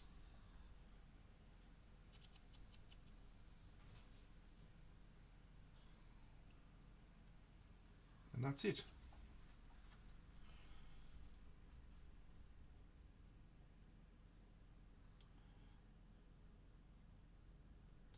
I'm sure I would dive into various topics as I went on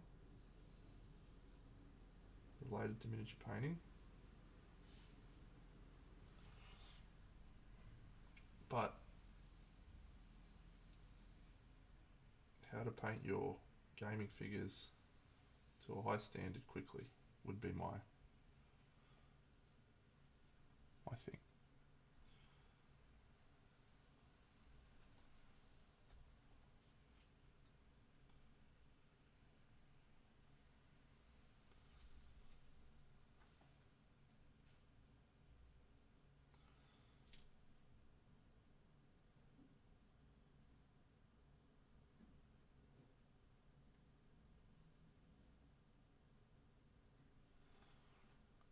No, it wouldn't be clickbait, but it would be interesting to see if it would be successful.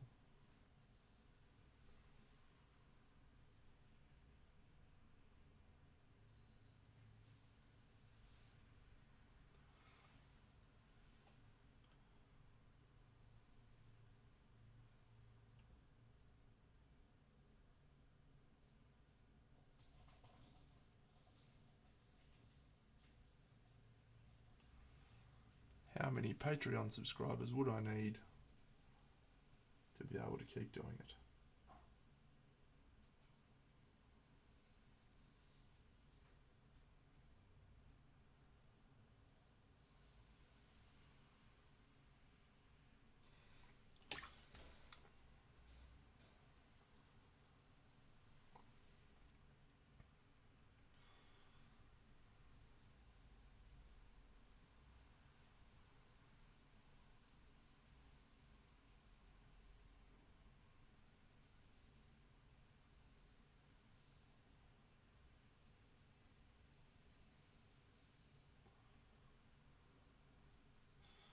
Well, I haven't really done much research into it. This is part of the other problem. I mean, if someone said to me, Deno, you'd have 500 subscribers and each of them would pay $10,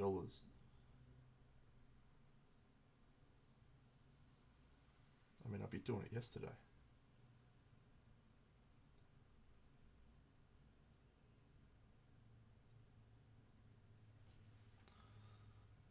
But I don't think that that would be the case.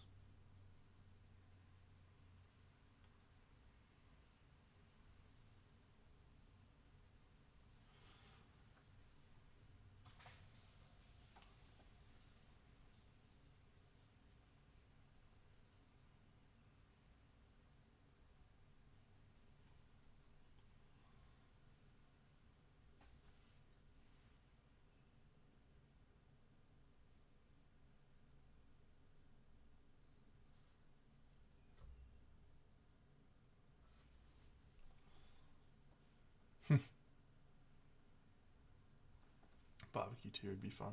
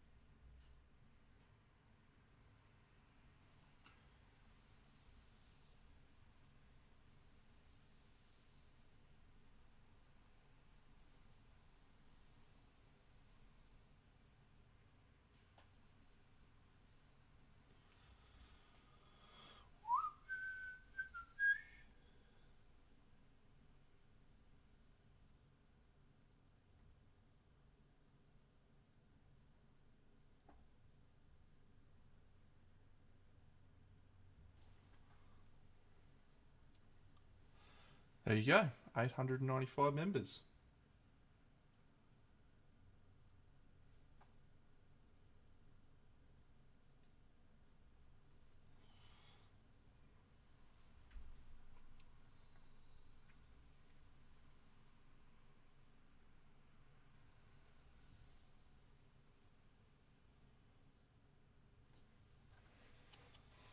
Yeah, if I could get to that many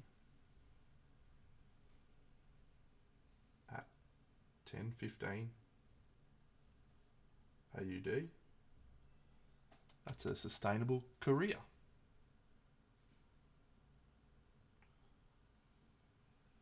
One video a week, a couple of live streams, chat to some people about their models. Perfect, right?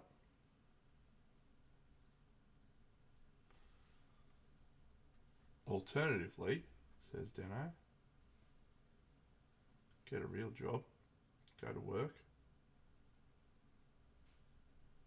do my job, come home, paint models, sell models. Get excited about painting models and selling models.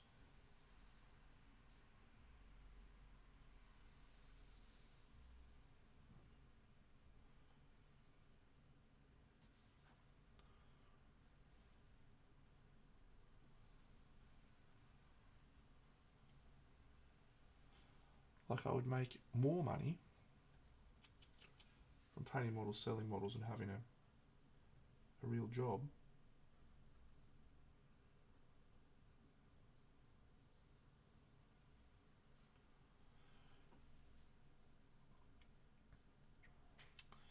You know what I mean? Anyway, I'm leaving that shit for future Trent to figure out. That guy sucks. Fuck him.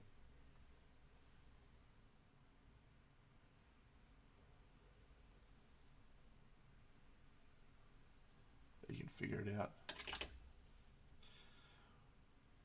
Well, look, the part of the reason I've got a YouTube channel, right, is to try and build an opportunity to do that at some point in the future. To have the opportunity to be I don't really care about being an influencer, right? I don't care about that at all. I just would like to be able to work for myself and have my job be something that I'm passionate about and find a way to have it not kill that passion, you know?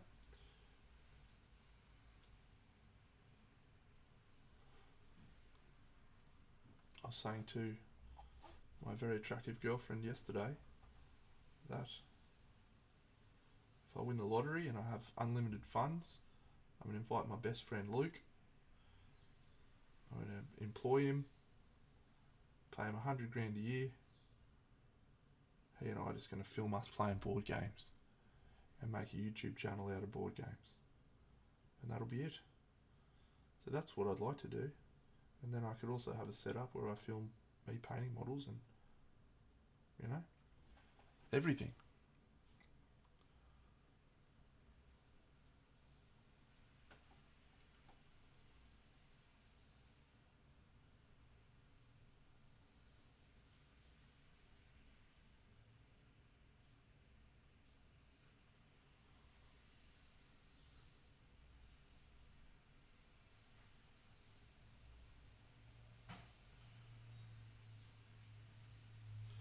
Anyway.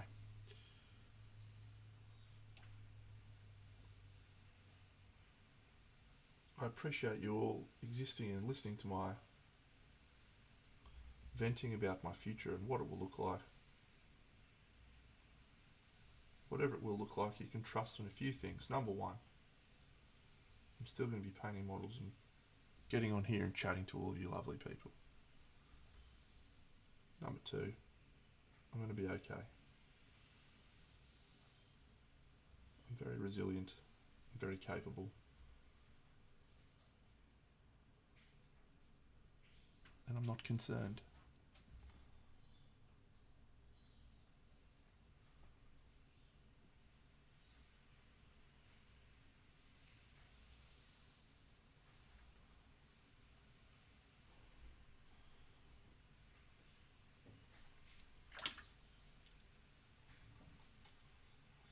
What's the time? 2 hours. Look at me go. 10 o'clock. Well, I'm going to have to take off soon. I've got a busy day ahead.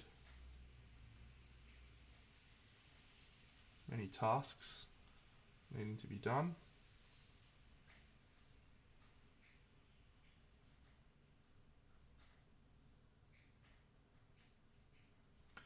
Including some more playing of Earthbound Rangers.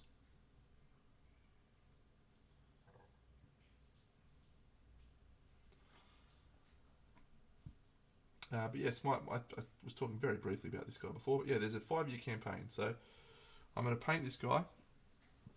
I'm going to paint the... let's talk Mage Knight. Actually, I'm going to show you something in a second.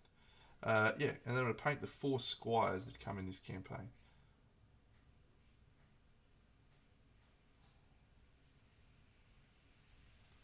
And then I'm going to film a campaign of me playing the Black Knight 5-year campaign. Mage Knight, one of my most played games. Mage Knight. Let me show you. BGG. Here is my Board Game Geek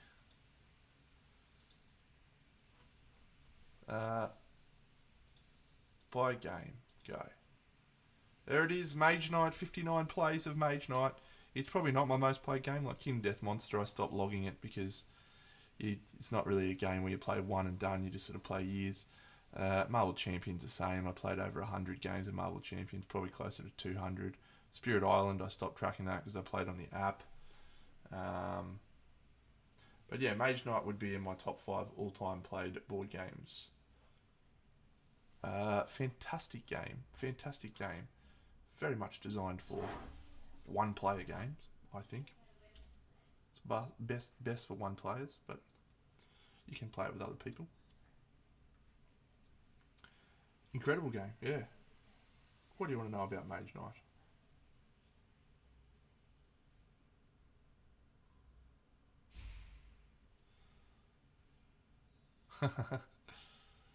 Have I considered podcasts? I have, yeah. Bucks and I were talking quite seriously about doing Saturation Generation, and then my friends in the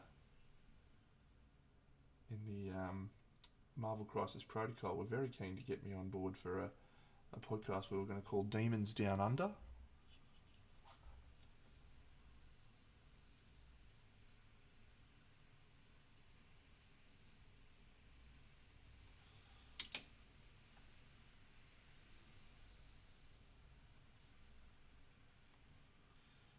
I find it difficult to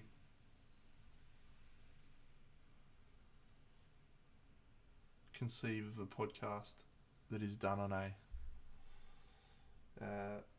visual format, so I think the YouTube would need to be an integral part of the Trapped Down Under.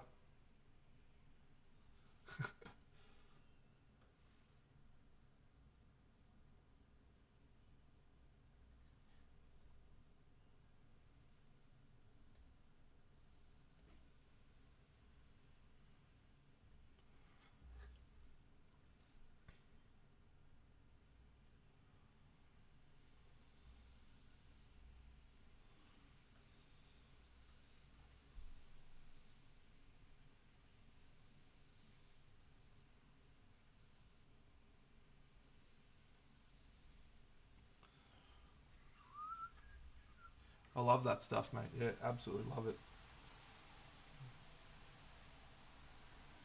Like I track all my games, and yeah, we talk about that all the time.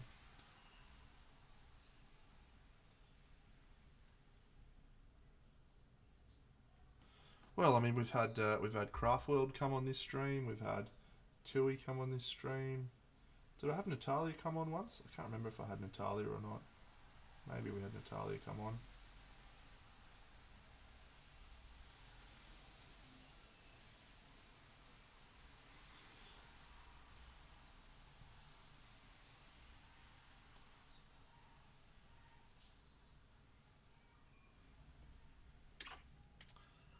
Yeah, there you go. So yeah, we've had some guests on the show.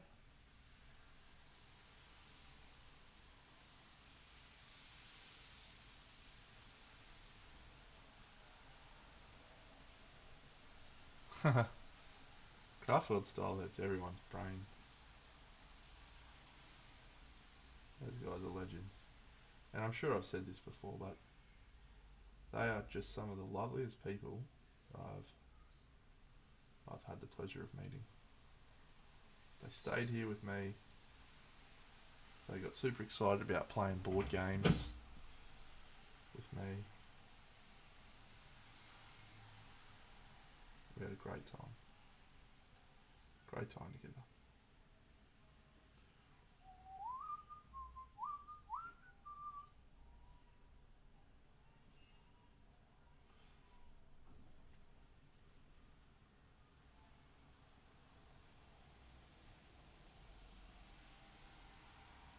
Alright, couple of quick questions from the artwork. That bit is gold. Alright.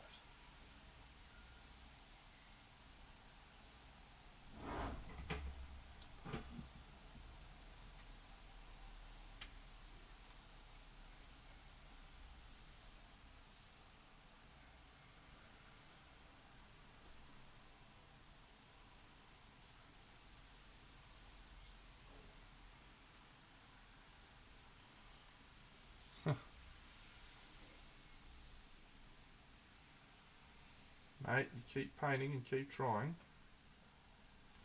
Eventually you'll upgrade from the peanut gallery.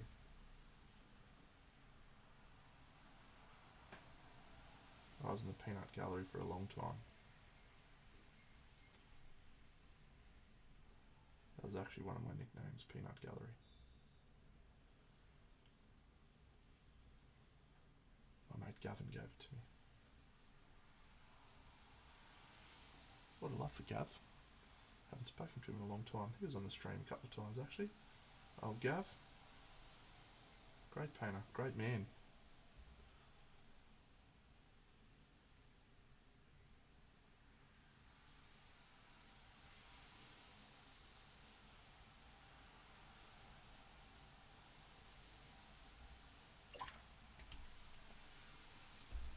I tell you what, I reckon I've done a pretty good job at replicating this artwork, hey?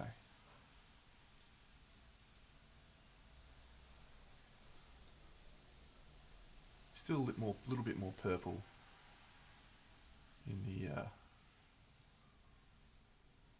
the model, but and the things, yeah, I mean it's okay. Let's not get fucking too overboard, Dan.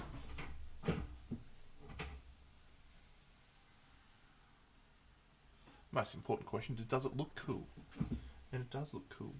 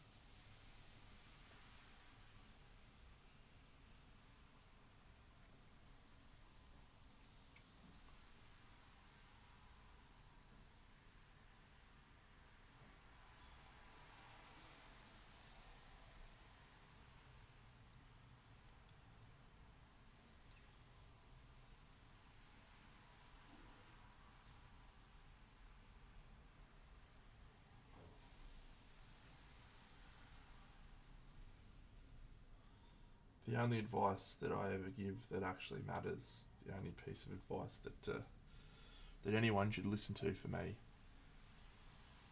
is just keep painting. Nothing else matters.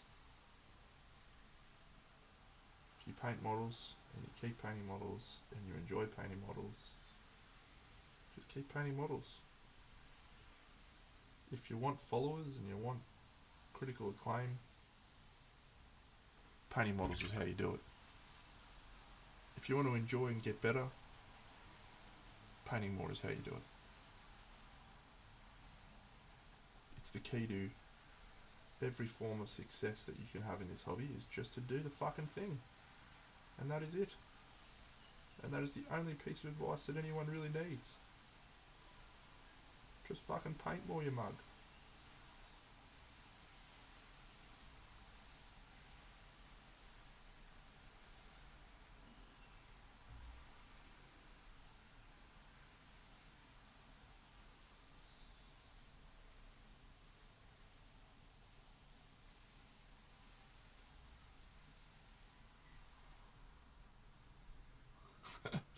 That's what I should do. I should do a Patreon where every month I release a video, just basically me saying, I'll just film myself doing Shia LaBeouf's video in different ways.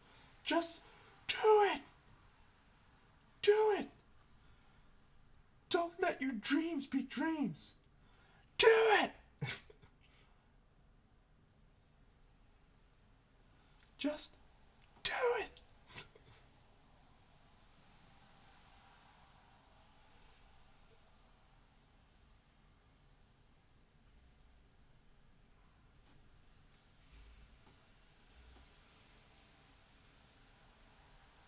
Yesterday you said today.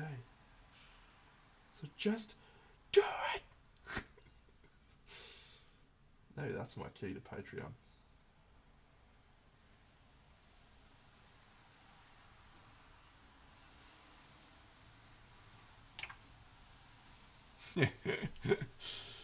that is a thing that I also followed.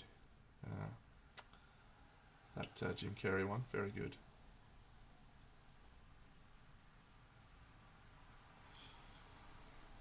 Yeah, it's wild to me how old that video is. It's wild to me that people don't know that video. Like, it was an absolute train wreck, but at the same time, God, it was motivating. It really was. I was very motivated by that video. It's like, yeah, you're right, Shia. You did Transformers. You got to make out with Megan Fox. You're absolutely right. Good point, Shia.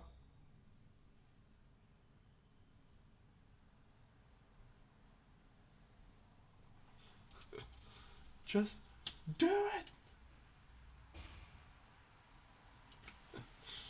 Anyway.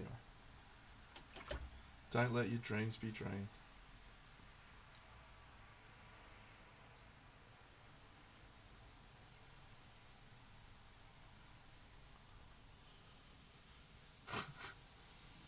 That is a bus that I would be all over.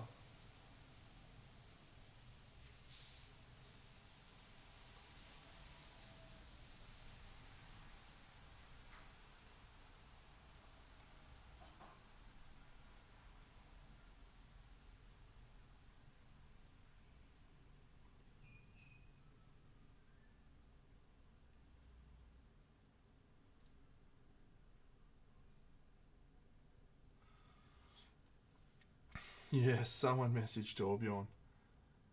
Get him in the fucking chat. Benny's friends with him. Benny. Shia LaBeouf bust, make it happen, son.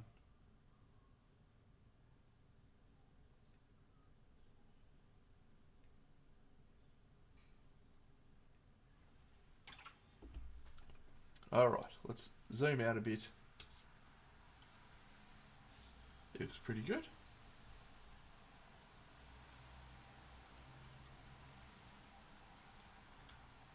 I reckon he looks pretty good.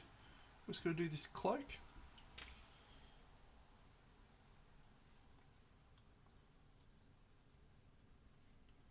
Let's get a little bit more of this happening. Yeah, not bad for 2 hours, don't I?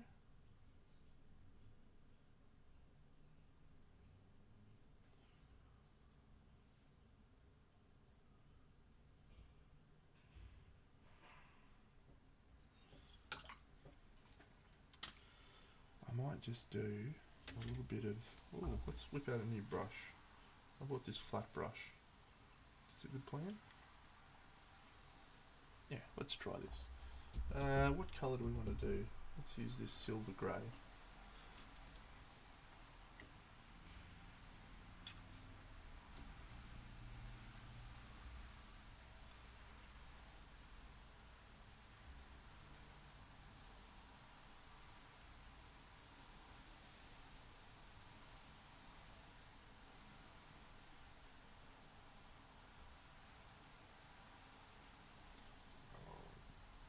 Top 3 board game recommendations. Are you looking multiplayer or solo?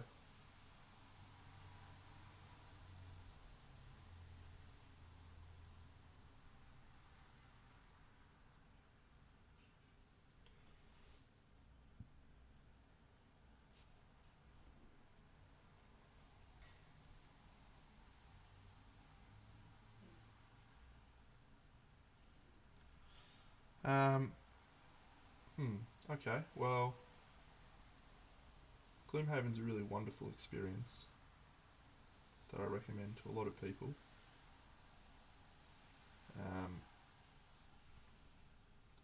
Just really catches so many fun parts about board games and fantasy genre, all that sort of stuff. So Gloomhaven would probably be very high on my list of best games of all time. However, they turned it into a digital port now. Very, very good.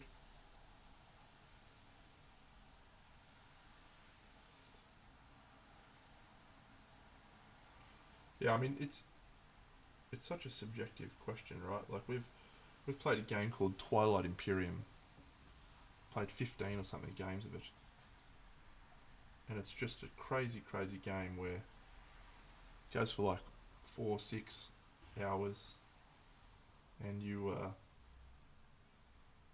play a galactic race trying to take over the galaxy and complete tasks for the current ruling council to prove your worthiness, take over the thing. It's incredible. It just very much depends on the group of people that you're playing with, right? Like if you're playing with an awesome group, spending 6 hours with them, talking trash, trying to convince them to make alliances with you and then betraying them, just amazing. If you're playing with a bunch of spuds, it would be awful. I would say Blood Rage probably makes my top board games list. It's just a great game for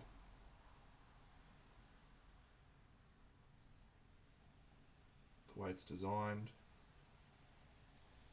It's very variable, even though it's the same map. Very, very good.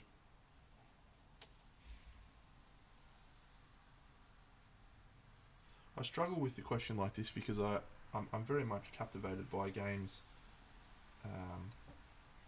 new games that are currently on my table. Like I'd be throwing a game that I just played in the last few months called Unsettled onto the list. It's a fucking great game. I don't know if it'll retain its position, but it's high on the list for sure.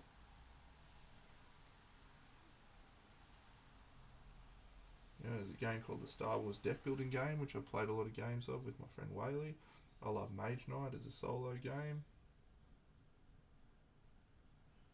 Spirit Island is a cooperative game, but also a solo game. Yeah, there's a lot of fucking good games. Top 3. Yeah, Blood Rage definitely, Gloomhaven definitely. So we've got Area Control, and we've got RPG-ish. So probably want to work a placement game for the last one.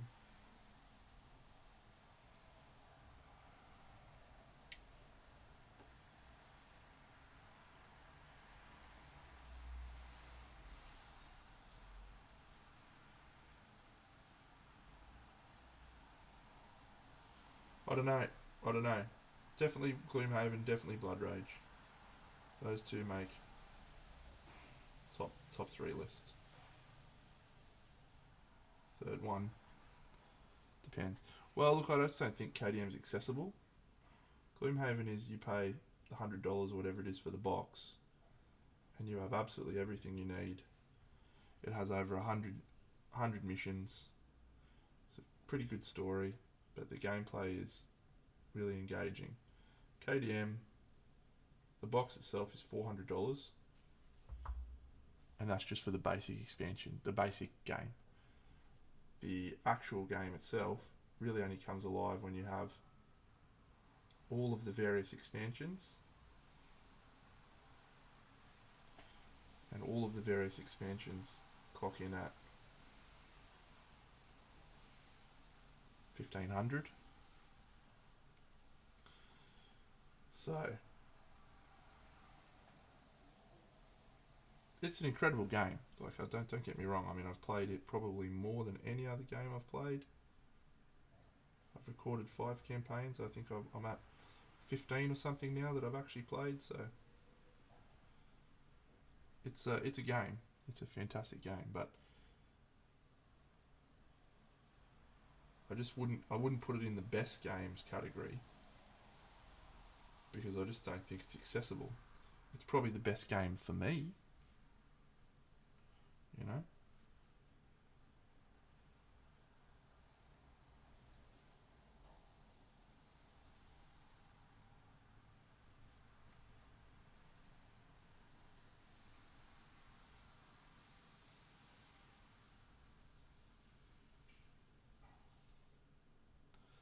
Here's another great little tip that I've definitely have mentioned on stream before, but just little brush changes. You know, this brush, flat, rectangular. Just get you some interesting textures and shapes.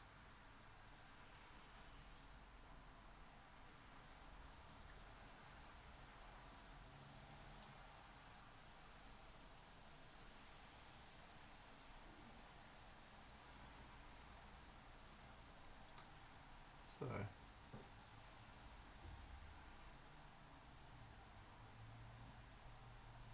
yeah, definitely wait till Black Friday. If you are going to get KDM, don't buy it now. Buy it at Black Friday. They've built a rod for their own back, unfortunately, because that's the advice everyone gives, which means most of the time they don't make a lot of sales on the core game or anything else during the year. But Black Friday just goes absolutely mental.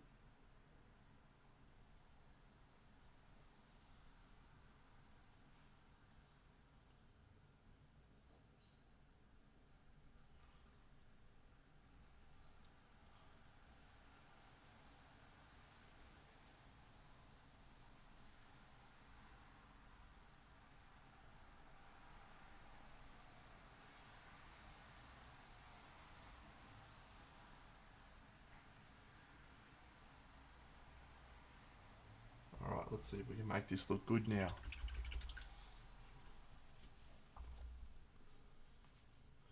With the magic of the airbrush.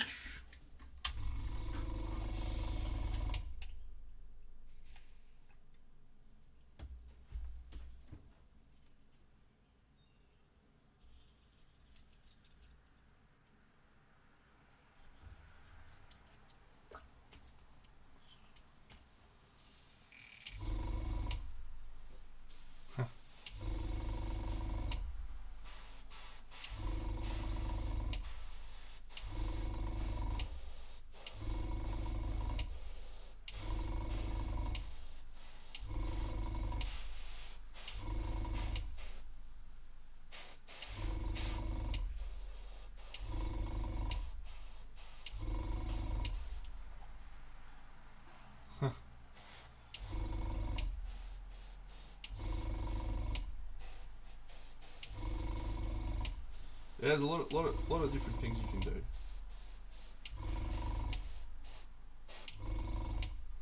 A very good piece of advice is just to remember that it's art. And in art, there's no rules. You can't do something wrong.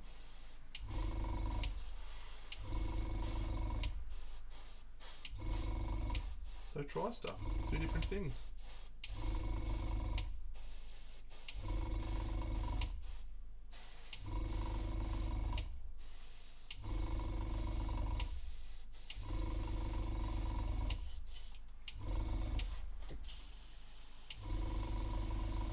I did do that, yes. That was quite good actually.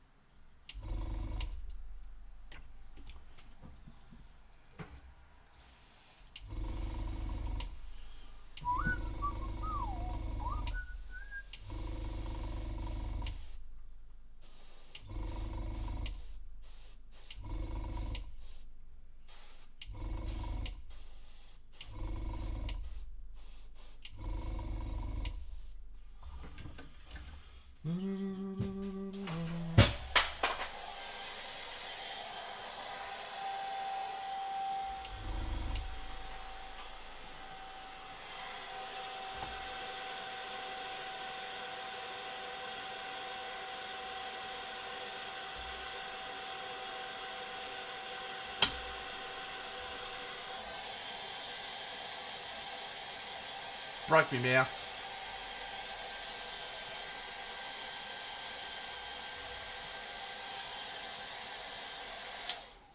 Dropped it on the ground. Is it going to work? I fixed it. Good work, mate.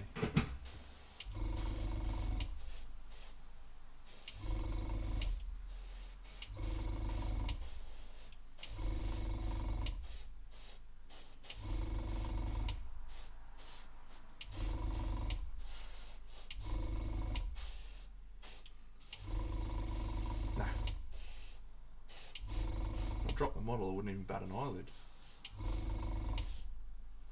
Alright, let's try something I don't do enough of, which is airbrush spattering. Armour brown, great colour.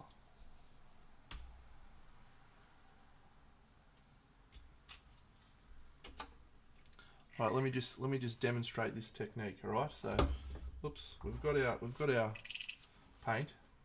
So if we pull the air back, we'd get paint come out, right? So however, what we're gonna do is we're going to pull the trigger back without putting air down, and then we're just going to push air out.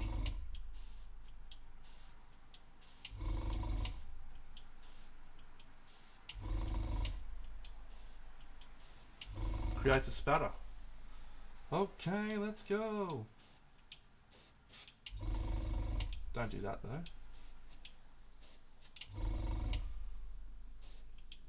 You can. Don't need to. Usually you want it a little bit thicker.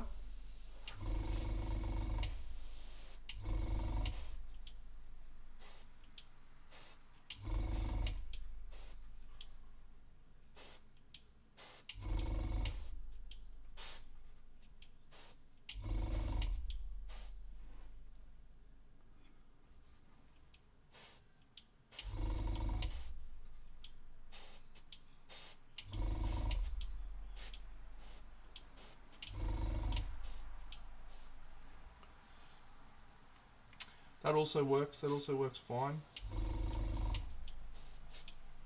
I'm not doing a good job today. That's okay. We make it work.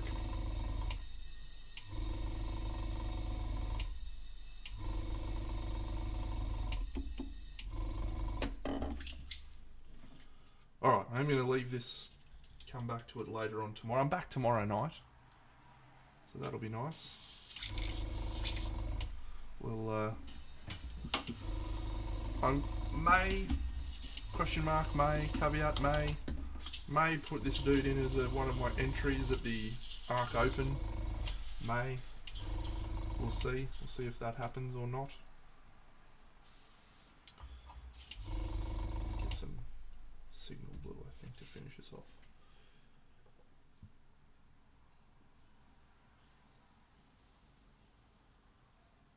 If I can find the fucker, there it is.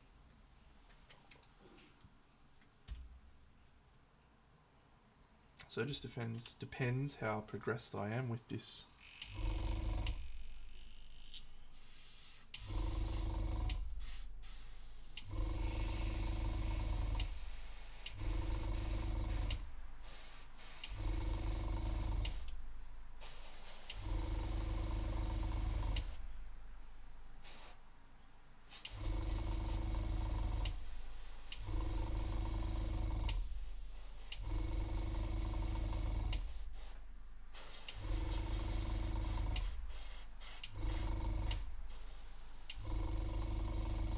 I did see this Slayer Sword winning piece. Thought it was wonderful. What a cool concept.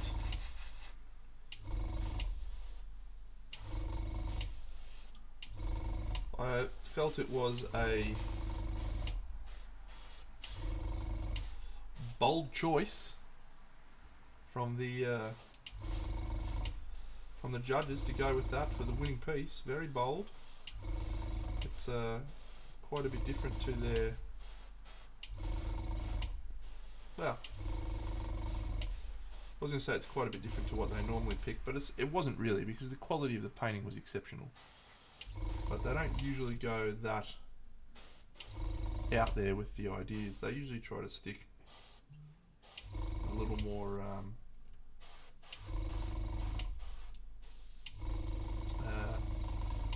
aligned with the Games Workshop vibe. So yeah.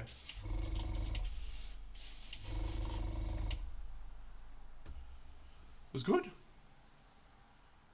11 out of 10. Happy for the dude too. I will be bringing my A game. In fact, my A game's already down there, mate. It's a little piece I did called Neon Nights. I don't know if you've seen it. Would you like to see it? I can show you.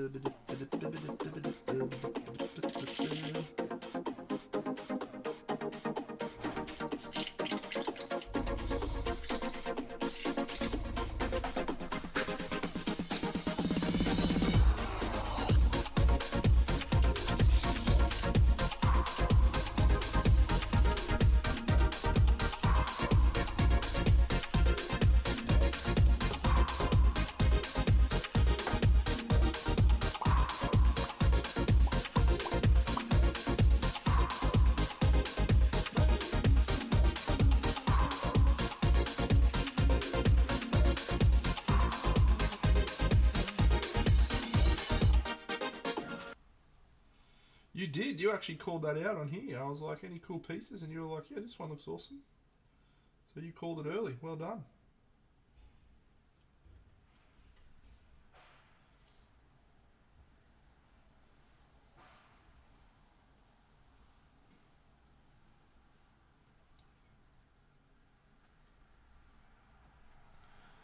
I have a hotkey, mate. Yeah, it's ready to go. It's always prime. So is Camelot. If you want to see that, mate, just say the word.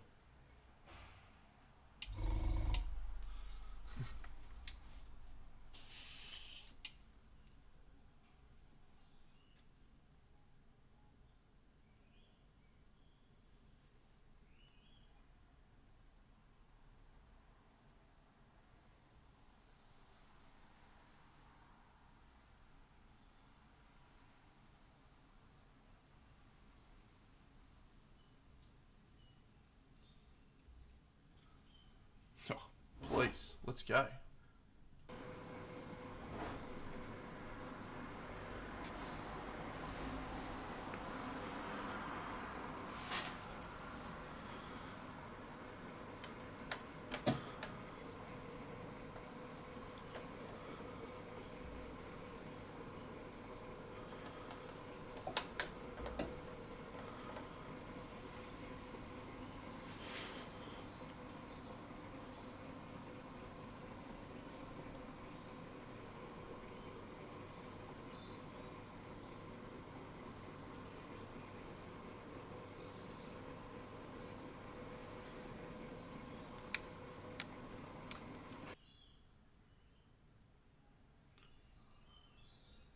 It is a good tree.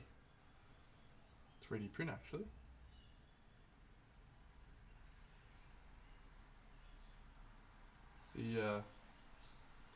It's quite funny. I just bought the 3D sculpt,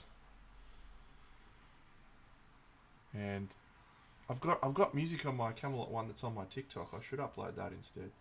Actually, anyway, I'll get around to that at some point.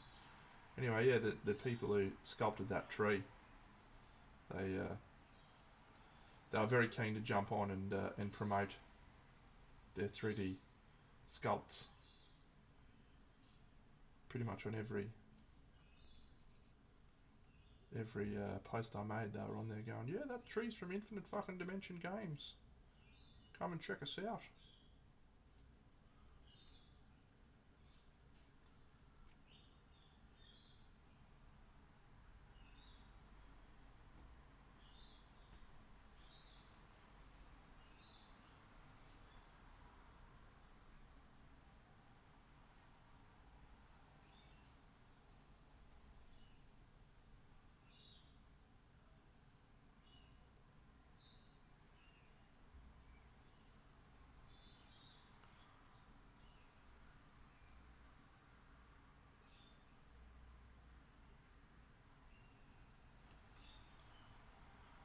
Did they? Cool.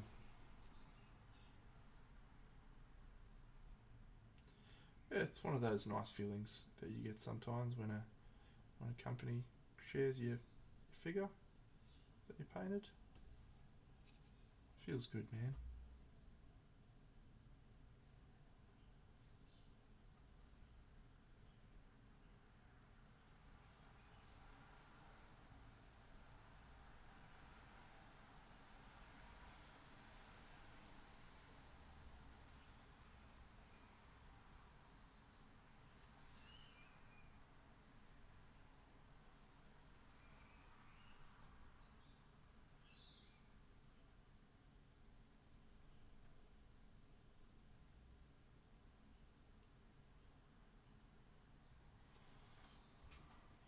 Yeah.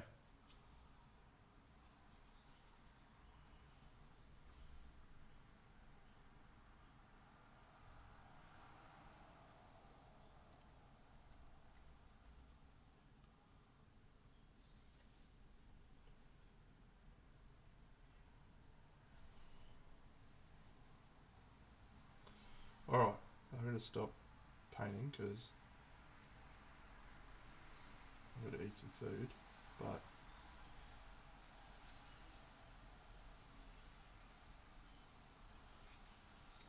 I think this is a pretty good effort for a couple of hours' work.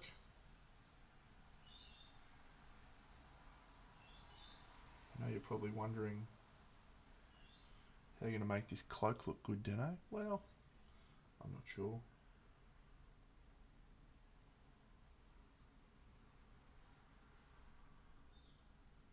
We just make things up as we go along. I think it looks okay.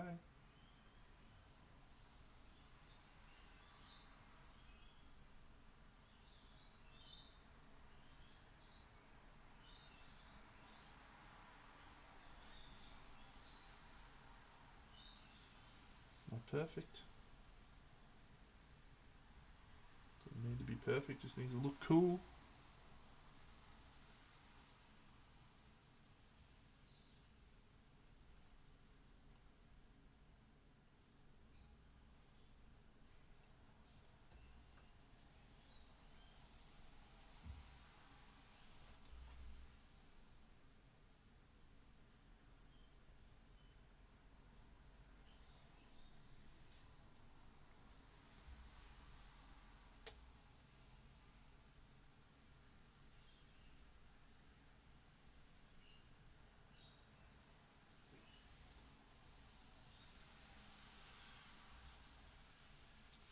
Yeah, so the brown down the bottom doesn't look great yet, but what I'm planning on doing is just taking a little bit of this brown, and then we'll just do some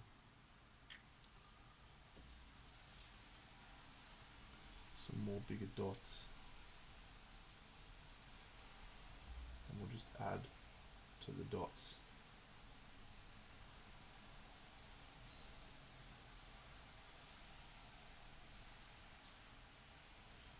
he's supposed to be a dog, right? So he's supposed to be dirty.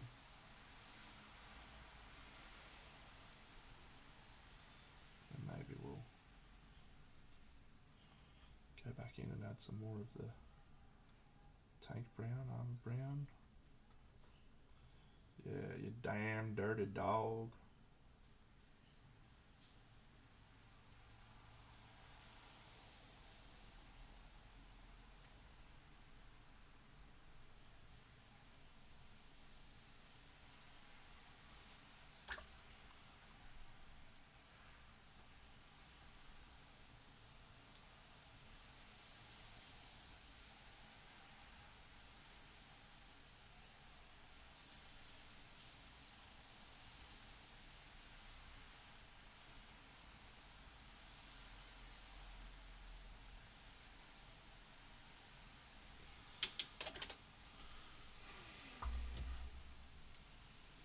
Oh, you're going to Nova Open, aren't you?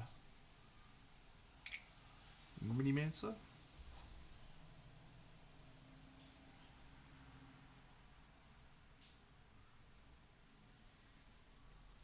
Cool. When is that? It's pretty soon, isn't it?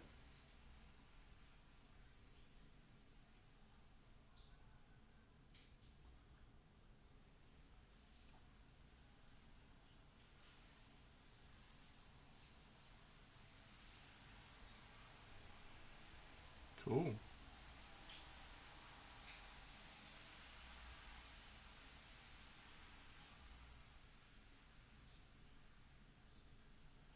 Alright, calling that a day.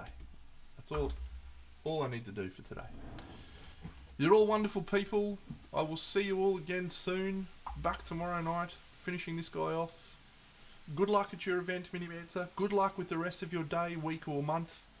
Have a wonderful one. I'll see you all in the next episode. Big Dano, out.